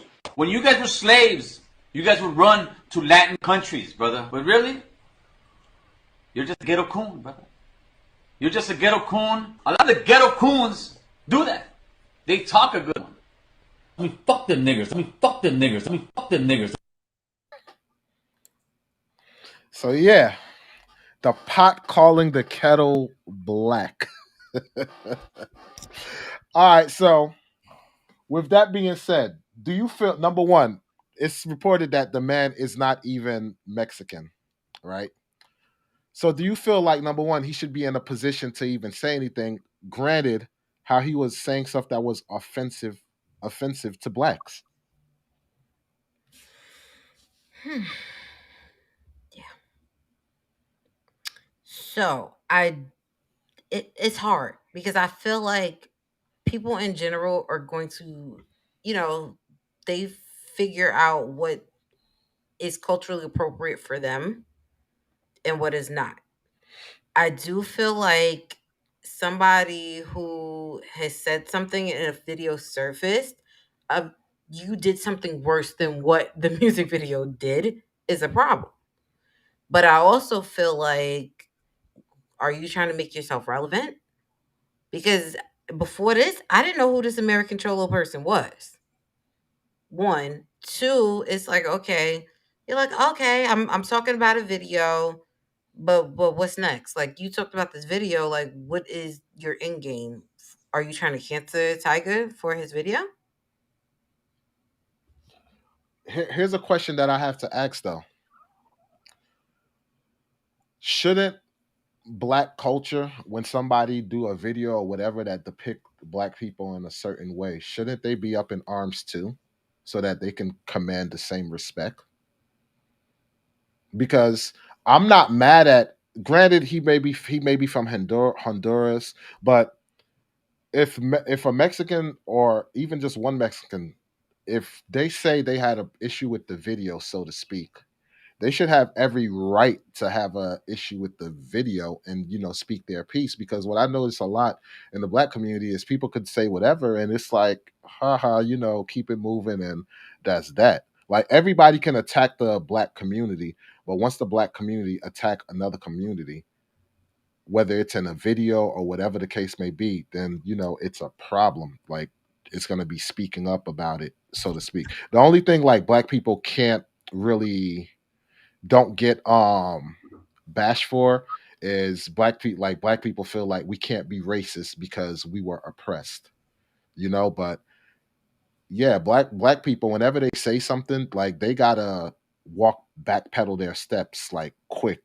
Look at Whoopi Goldberg was a scenario of having to backpedal.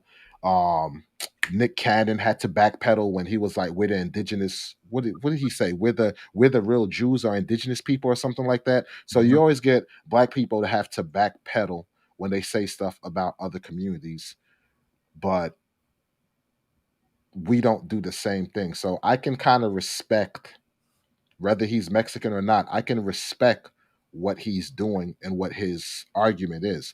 But with that being said, when stuff surface of you of doing exactly what you're trying to fight for, I got to turn a side eye to it. You get what I'm saying? I got to look at it with a side eye, because I'm like, you're doing the same thing. I didn't hear people give you backlash or anything like that of it, but I think that's the problem. Because they're not. Because you have to think about it. You have to have people that are going to come together for the common problem and have a set goal to fix it. Neither one of them really is fixing the goal. Yes, you calling out, the artist about how they predicted, did that. But did it change? Did the video come down? Did you edit the video and put it back up? Tyga took the video down. He apologized to the Mexican community. Correct, and that's what I'm He was- saying. yeah. If that was your end goal, okay, he took the video down, maybe edited the video or what he's gonna do. But to that extent, that's the only extent that you're really gonna get is the edited version of the video, and then it getting put back up. I do feel like what you said doesn't change, your mindset on how you see people. And I Yeah. do feel like if you have that circulating around, that's a mindset. What His do you was a mean? video. What do you mean by that? The American Cholo and what he said. Mhm. Like, that's your mindset. You don't change that mindset Yeah. that often. If that's What how she you feel, that's how you feel. basically what she's saying, he's speaking from the heart. What Tiger did was just a music video, which is entertainment. So that's not something where he's saying like, oh, Mexicans are this or that. No, he's just having a video and having fun. American Cholo was speaking his mind on how he really felt about an individual and was saying basically a lot of, negative, negative, what's the word I'm looking for? Basically saying negative, use the racial slur and using negative context towards a black Connotation. person. Yeah. Well, but that doesn't mean, like I said earlier, just because you use that language doesn't mean that's how you feel, to be honest. If I'm getting in an argument with somebody and I'm a troll and they're a troll, I may use whatever I think is going to hurt them. Like Dave Chappelle's not going to try to say, you know what, I think this is going to hurt you, I'm not going to use it. Nah, we're going to use what we think can get the result we want. So that video looked like it was mad old, where he was saying all that hateful stuff. It looked old. It is, but the bottom line is you still. Here's the thing: if I was gang banging, right, when I was younger, and now I'm changing my ways, I can go to people and say, "Hey, don't gang bang." Right? I can go to people and say, "Hey, don't gang bang" and stuff like this, yada yada.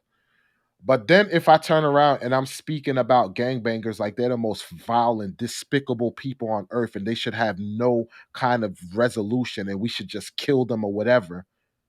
It's like, dude, who are you to talk? Because you was the one who was the one that was poisoning our communities, doing exactly what you're trying to speak up against. You get what I'm saying? Now, I could understand, yes, people change their ways and stuff like that. But if you're speaking about the same people who are doing the same thing you used to do with such a vitriol and like they should get no kind of reparations or not a second chance or nothing, then that should be on you too. We shouldn't look at you as a changed person. We should look at you at the same vitriol as you're saying against these people. That's what I'm coming at. That's like the angle I'm coming at. So it's like you're calling the kettle black. If anything, if you said that about black people, him coming out with a video, it should have just kind of rolled off your shoulders like, I understand it's a music video, whatever, yada yada, this, that, and the third. Because people could have got offensive for what you said. But now you're turning around and getting offensive for what a music video, and it's not even something that he was saying like about Mexicans, so to speak. So Yeah, but that is what he's saying. Because if you have a video like he painted with watermelons falling out the sky and this and that, that is what you're saying about black people. Because what made you use those props for your video?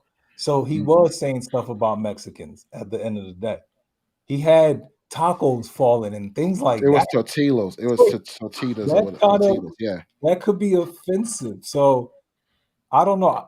But when you watch a music video, aren't you looking to be entertained?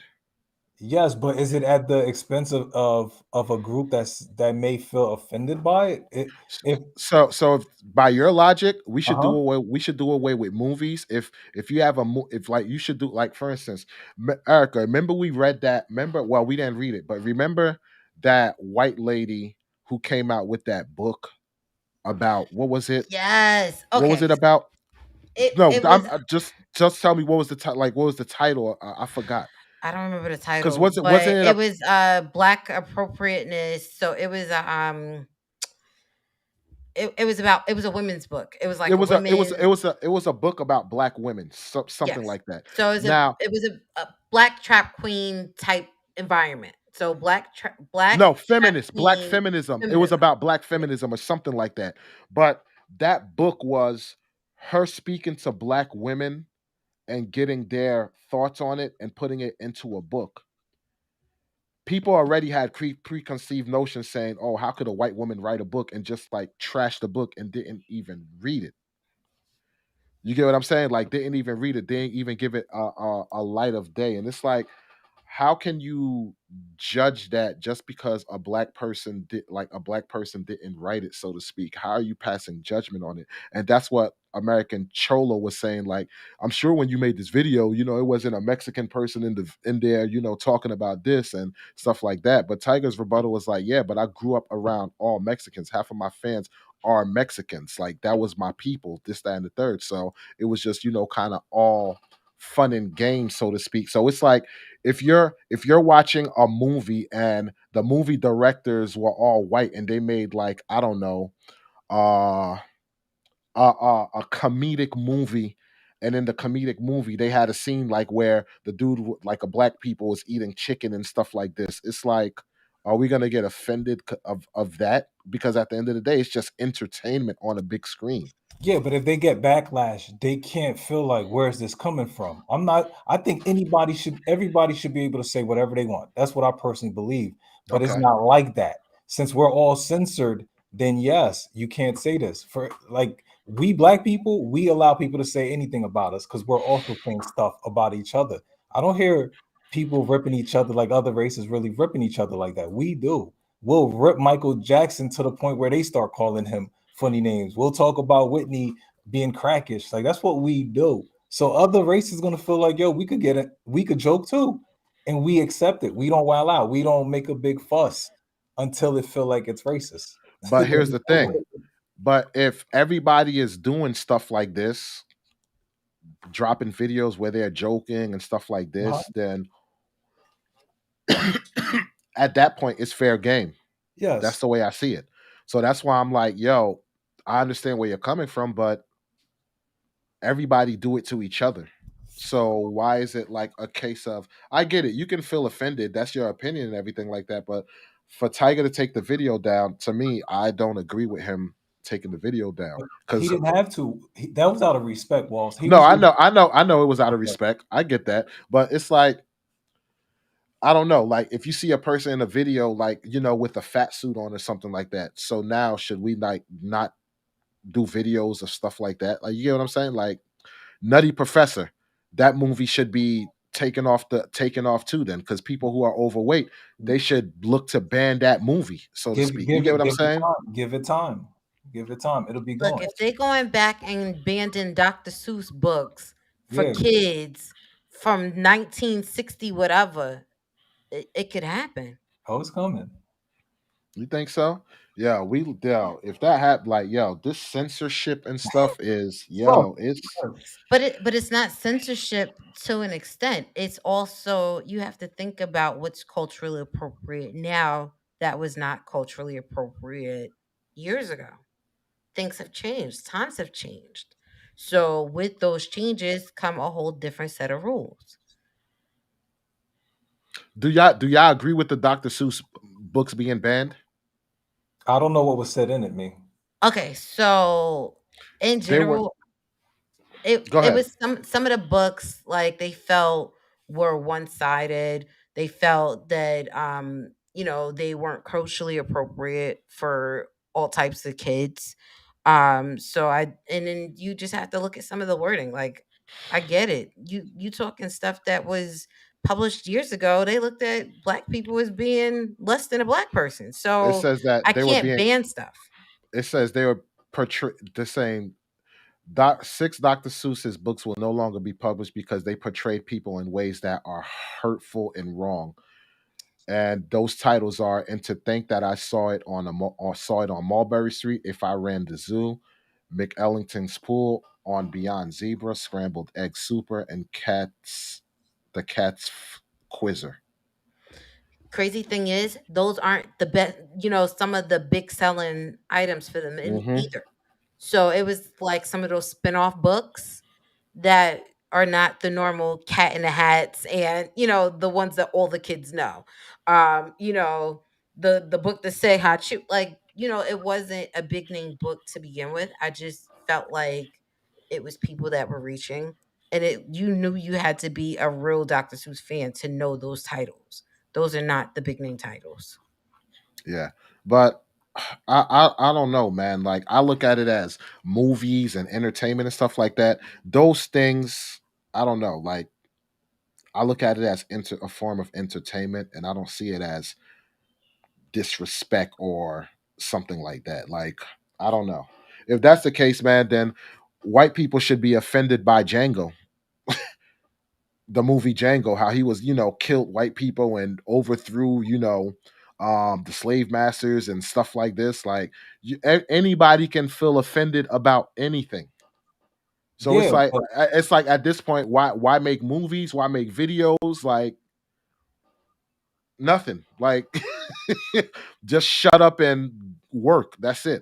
Well, that is the season we're in, because that movie, not Birth of a Nation, something like that, where they didn't like that because he rose against the masters and he killed them in their sleep, and they didn't like that. They felt like it was trying to glorify violence and trying to like excite people into. They didn't like that. We're in a different climate right now. You can't say certain things. Like, and I noticed why, because I was at a library with my son, and there was a little boy. To me, it looked like a little girl, and I was like, "Yo, G," I was like, I said something about her, and then I looked at it. I'm like, "Dang, I think it says boy on the shirt," and then I looked and it said boy, and I kept calling that boy girl, and I'm like, I can confuse this child's mind by calling it a girl, and I'm like, oh, I get why they don't like us even just doing that. Because as a parent, don't call my son a girl. Like I don't want that. So I understand why they're trying to tiptoe around everything because I don't know. We're in that mental stage where people are getting affected and committing suicide. It's terrible. Check it out. Hold on. Before you go, Erica, it says Bobby B said cultural appropriation is nothing but an excuse to censor. It violates the principles of our basic human rights to do this, and the people calling for bans replace stuff with political propaganda. I agree. And before we go on, I'll drop the link in the drink link in the comment section. If anybody want to call up and voice their opinion, you definitely can. You don't have to be on camera. You could just turn your camera off and voice your opinion, and yeah, say your piece and join the conversation. So there we go. And let me see. Vic said that video of Star Report of Ricky Martin, I didn't get offended by what they were saying about my people. I was cracking up, and most was true. Our children won't be able to have conversations without walking on eggshells. I agree with that. All right, yeah. So go ahead, Erica. I forgot what I was gonna say. Oh, my bad, my bad, my bad. But yeah, man, I understand you saying it's not censorship, but for me, I view it as censorship, man. It's like entertainment is entertainment. The big screen is the big screen. Music videos is music videos. I don't see that as an issue, but when I see what American Cholo did, that to me is more glaring because you're literally speaking your mind on an individual and basically grouping them into a like grouping them dropping them into like a group of negative like a negative tone on a group of people, so to speak. I'm fumbling my words. You're basically taking a negative word or racial slur used against a group of people and dropping this individual to describe him, and then attacking everybody by using a slur, which is the N word, so to speak. And Yeah, okay, when not he to cut you wait, off wait, on that. before you go on, just hold your thought on it. Don't forget it. The thing that rubbed me the wrong way too that he said was blacks were running to Latin countries to seek refuge and stuff like this. To me, that sounds like a B move. You know what B word I'm talking about? Because when you do something for somebody and then you hold it over their heads, like, come on, man. We all know, like in the manosphere, we all say that's a B move. Like, you don't do that. You don't hear Haitians saying, "Oh, we help America, like Black Americans get their freedom, and they were seeking I refuge," do hear that though. Not like not. this. I hear I they don't hear hear that. it. I don't hear. Like, even if you have that discussion amongst yourselves, you don't say that Okay, to an individual. I dig it. It's a difference to have the discussion internally. You get what I'm saying? It's like if I did something for you, you was like, "Yo, man, I'm gonna get kicked out of my house if I don't get $500. Could you hook me up?" And I hook you up. I could go to my significant other and be like, "Yo, I hooked them up with $500, yada yada." But I'm not gonna go to you and hold it over your head. That's disrespectful. It You is. feel me? So yeah. But go on, Erica. Sorry. Okay, so I had a question though, because technically, isn't he a brown person? So him saying the N word, is it offensive? That's the Yes, thing. it is, but the way you're using it, like, yeah, it's offensive. But If why? huh? But why is it? Even if you're using it in a negative way, that's offensive. And you're black. How though? What you mean how? Like, what do you mean? See, that's why that's why we just gotta get rid of the He word. didn't say he didn't say A, he said ER. And everybody say there's not a difference. To me, it's a difference. That's my opinion. It's a difference when you Yeah, say but think ER about it and though. A. It's a difference if he was not a brown person saying it though. He is technically a brown person. I Any understand that. person that But is got a little bit of melanin in their skin is considered a but brown Erica, person. Erica, Honduras, Mexican, brown person. When black folks use the N word in their songs when they're speaking, it's always with the A at the end, I not don't the care. E Like that R. word is that word regardless. I Like they all mean the understand. same thing to See, me. that's to you. But now you're disregarding the people who, in their opinion, they're saying it's just this whole conversation we're having now. We're saying it's not offensive to some, but it's offensive to others. So if we can have that conversation, you got to understand, even though to you it's the same, to other people it's different. Saying it with Correct. the But what A I'm and the ER. So correct, but my thing is he being a brown person what I'm could say saying, both. yes, but what I'm Basically. saying, in the black community, if you're saying it with an ER, you're like, they view you differently. At like, if a hood dude hear you say it with an ER, you're viewed completely different as opposed to if you're saying it with an A. Like, I don't care how you slice it.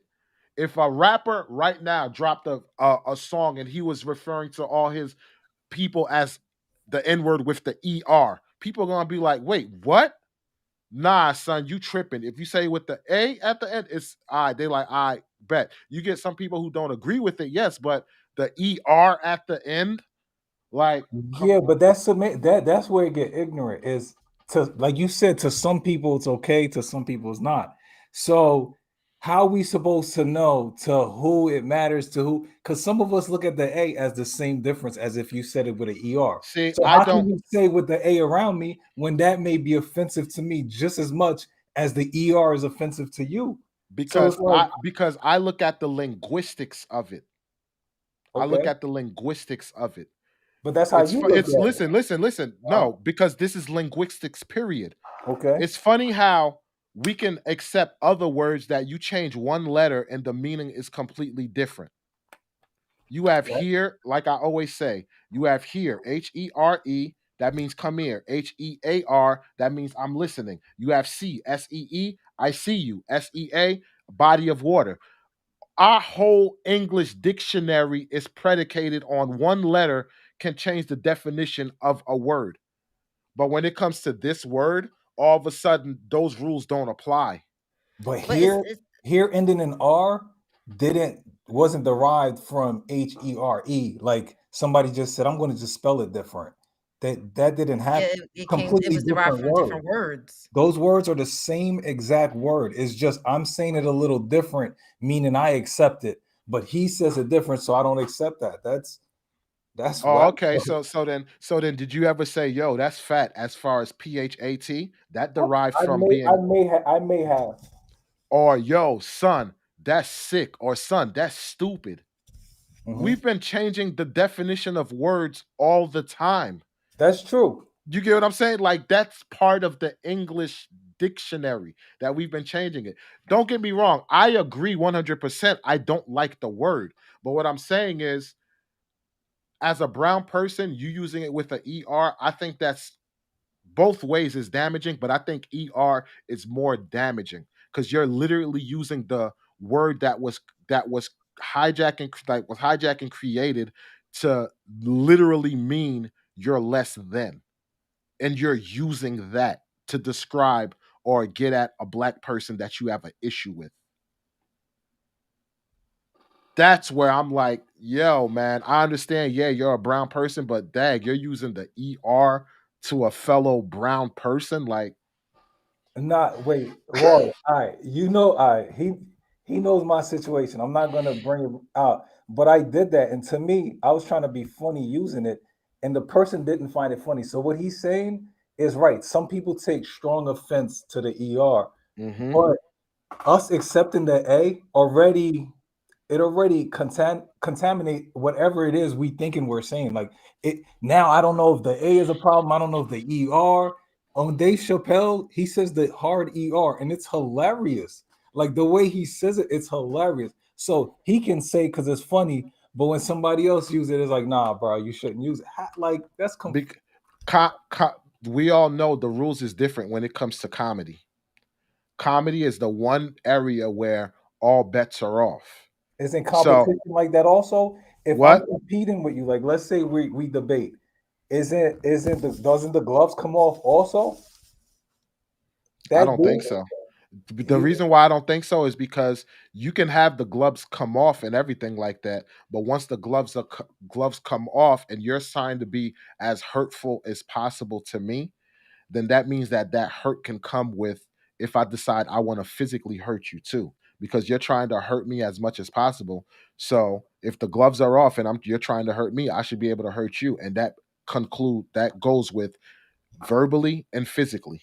Yes, but So, so Kramer on Seinfeld, you remember when he cursed those people out, porch monkeys and blah blah blah. That's comedy. Oh, But he was canceled. no. He was trying to be offensive on that. What you call it? If you look at it, it was somebody in the crowd. It wasn't like the comedy routine. What skit was done? He was actually going at somebody in the crowd and having a verbal dispute with them. Yes, And but he like did that. D.L. Hughley normally does. But that's part of comedy, though. Is now I'm going to roast you. That's comedy. But here's the thing. This goes into the very first topic that we covered here, right? If we're going into an argument, you, instead of trying to be who's the one who's gonna be disrespectful or hurt me the most, it should be a situation where you educate that person on said topic. Because if that black dude would have came to Homer and would have been disrespectful and called them all types of slurs, the H word for white people and stuff like that, or the C word, yada yada, then people would have been like, yo, the white dude was right in what he did, because look how this dude is acting, yada yada. So that's true. I understand where you're coming from, but if you're in an argument and you're trying to be hurtful, you're in the wrong from the beginning, because you should be trying I'm not saying to be hurtful. What I'm saying is, I'm not even using that. It wasn't to be hurtful. It's to be funny at the expense of the person. That might hurt the person, but that's not the intentions to hurt them. It's for comedic relief, essentially. Yeah, correct. But you got to think about it though. There is a thin line between. Yes, You got to remember, cancel culture was not cancel culture 10 years ago. So that skit would have flew, and you would have been good. And but now anything will get these people canceled. And here's another thing with David Chappelle's skits, when he used the N word with the ER, he would be making reference to like an old white man saying, "Hey, get over here, N word," stuff like that. He wasn't saying it to somebody. He was just making a reference as if like, "Hey, this is what an old white person would be saying," or something like that. So, but I'm saying we found that funny, and the old white person using it, that's not funny. That's a negative situation, but to us, it's hilarious. And it's like, it is hilarious, but at the end of the day, how can you be offended where that's the language that you did use? You're offended because you feel embarrassed that you actually use that language. To me, that's different. Just because you're embarrassed on the language that you use to offend me and I'm calling you out on it, now you're embarrassed and you want to, no, it doesn't work that way. If I'm like, yo, June called me a mother effer, and he was cracking jokes on my dead mom or my dead pops or whatever, yada yada. You can feel salty and feel offended, like, yo, Wally's actually saying this about me. But why should I care you feel offended if I'm pointing out the history of what you literally did to me? You shouldn't. Exactly. That's what I'm saying. So why should Dave Chappelle be offended if a person is saying, I feel offended what he's saying, if Dave Chappelle is saying, this is what you were saying to us? Dave Chappelle shouldn't feel offended. No, but I'm saying there's black people, older heads, that may feel offended just using the word period. Like, that's not funny. You're saying it on national TV, and now you're infecting the younger kids to start saying it. So I get what you're saying. Yeah, I could see that. But ER definitely, I don't get down with that. I can tolerate the A at the end, but I don't use it. I don't let my kids use it, the whole nine. But what I'm saying with the A at the end is I understand. See, people got that. They think I'm pro. No, I just understand it, and I understand the dynamic that they're going with it on why they use it. I don't agree with it.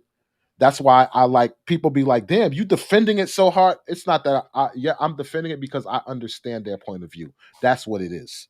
You get what I'm saying? But I totally don't agree with it. That's why when me and Siege had that debate on it, I was like, yo, you won the debate. I give it to you because we basically agree on the same thing. You get me? I agree with you 100%, but I'm just, making the argument for those who stand in that position. That's all it is. Yeah. But the ER, it's a big difference to me. To others, I respect that it doesn't matter to others, but to me, it's a big difference, like totally 100%. Okay, let's go through the comment section, see if there's any other comments, to run through, and I guess we'll call it a night. Vic, I knew Vic was gonna this was gonna come up. 2024, if Trump runs America, is gonna get crazy. I like Trump, but he sees whites are becoming minority and he don't like it. He's agitating whites to do something. I agree, man. I agree. Oh, he is. Anything a person doesn't want to hear will eventually become political correctness. That's true. That is true. Black Sheepdog Trump 2024. Yeah, I'm thinking hard and voting for him now. I just want to piss the Democrats one more time. Piss off the Democrats.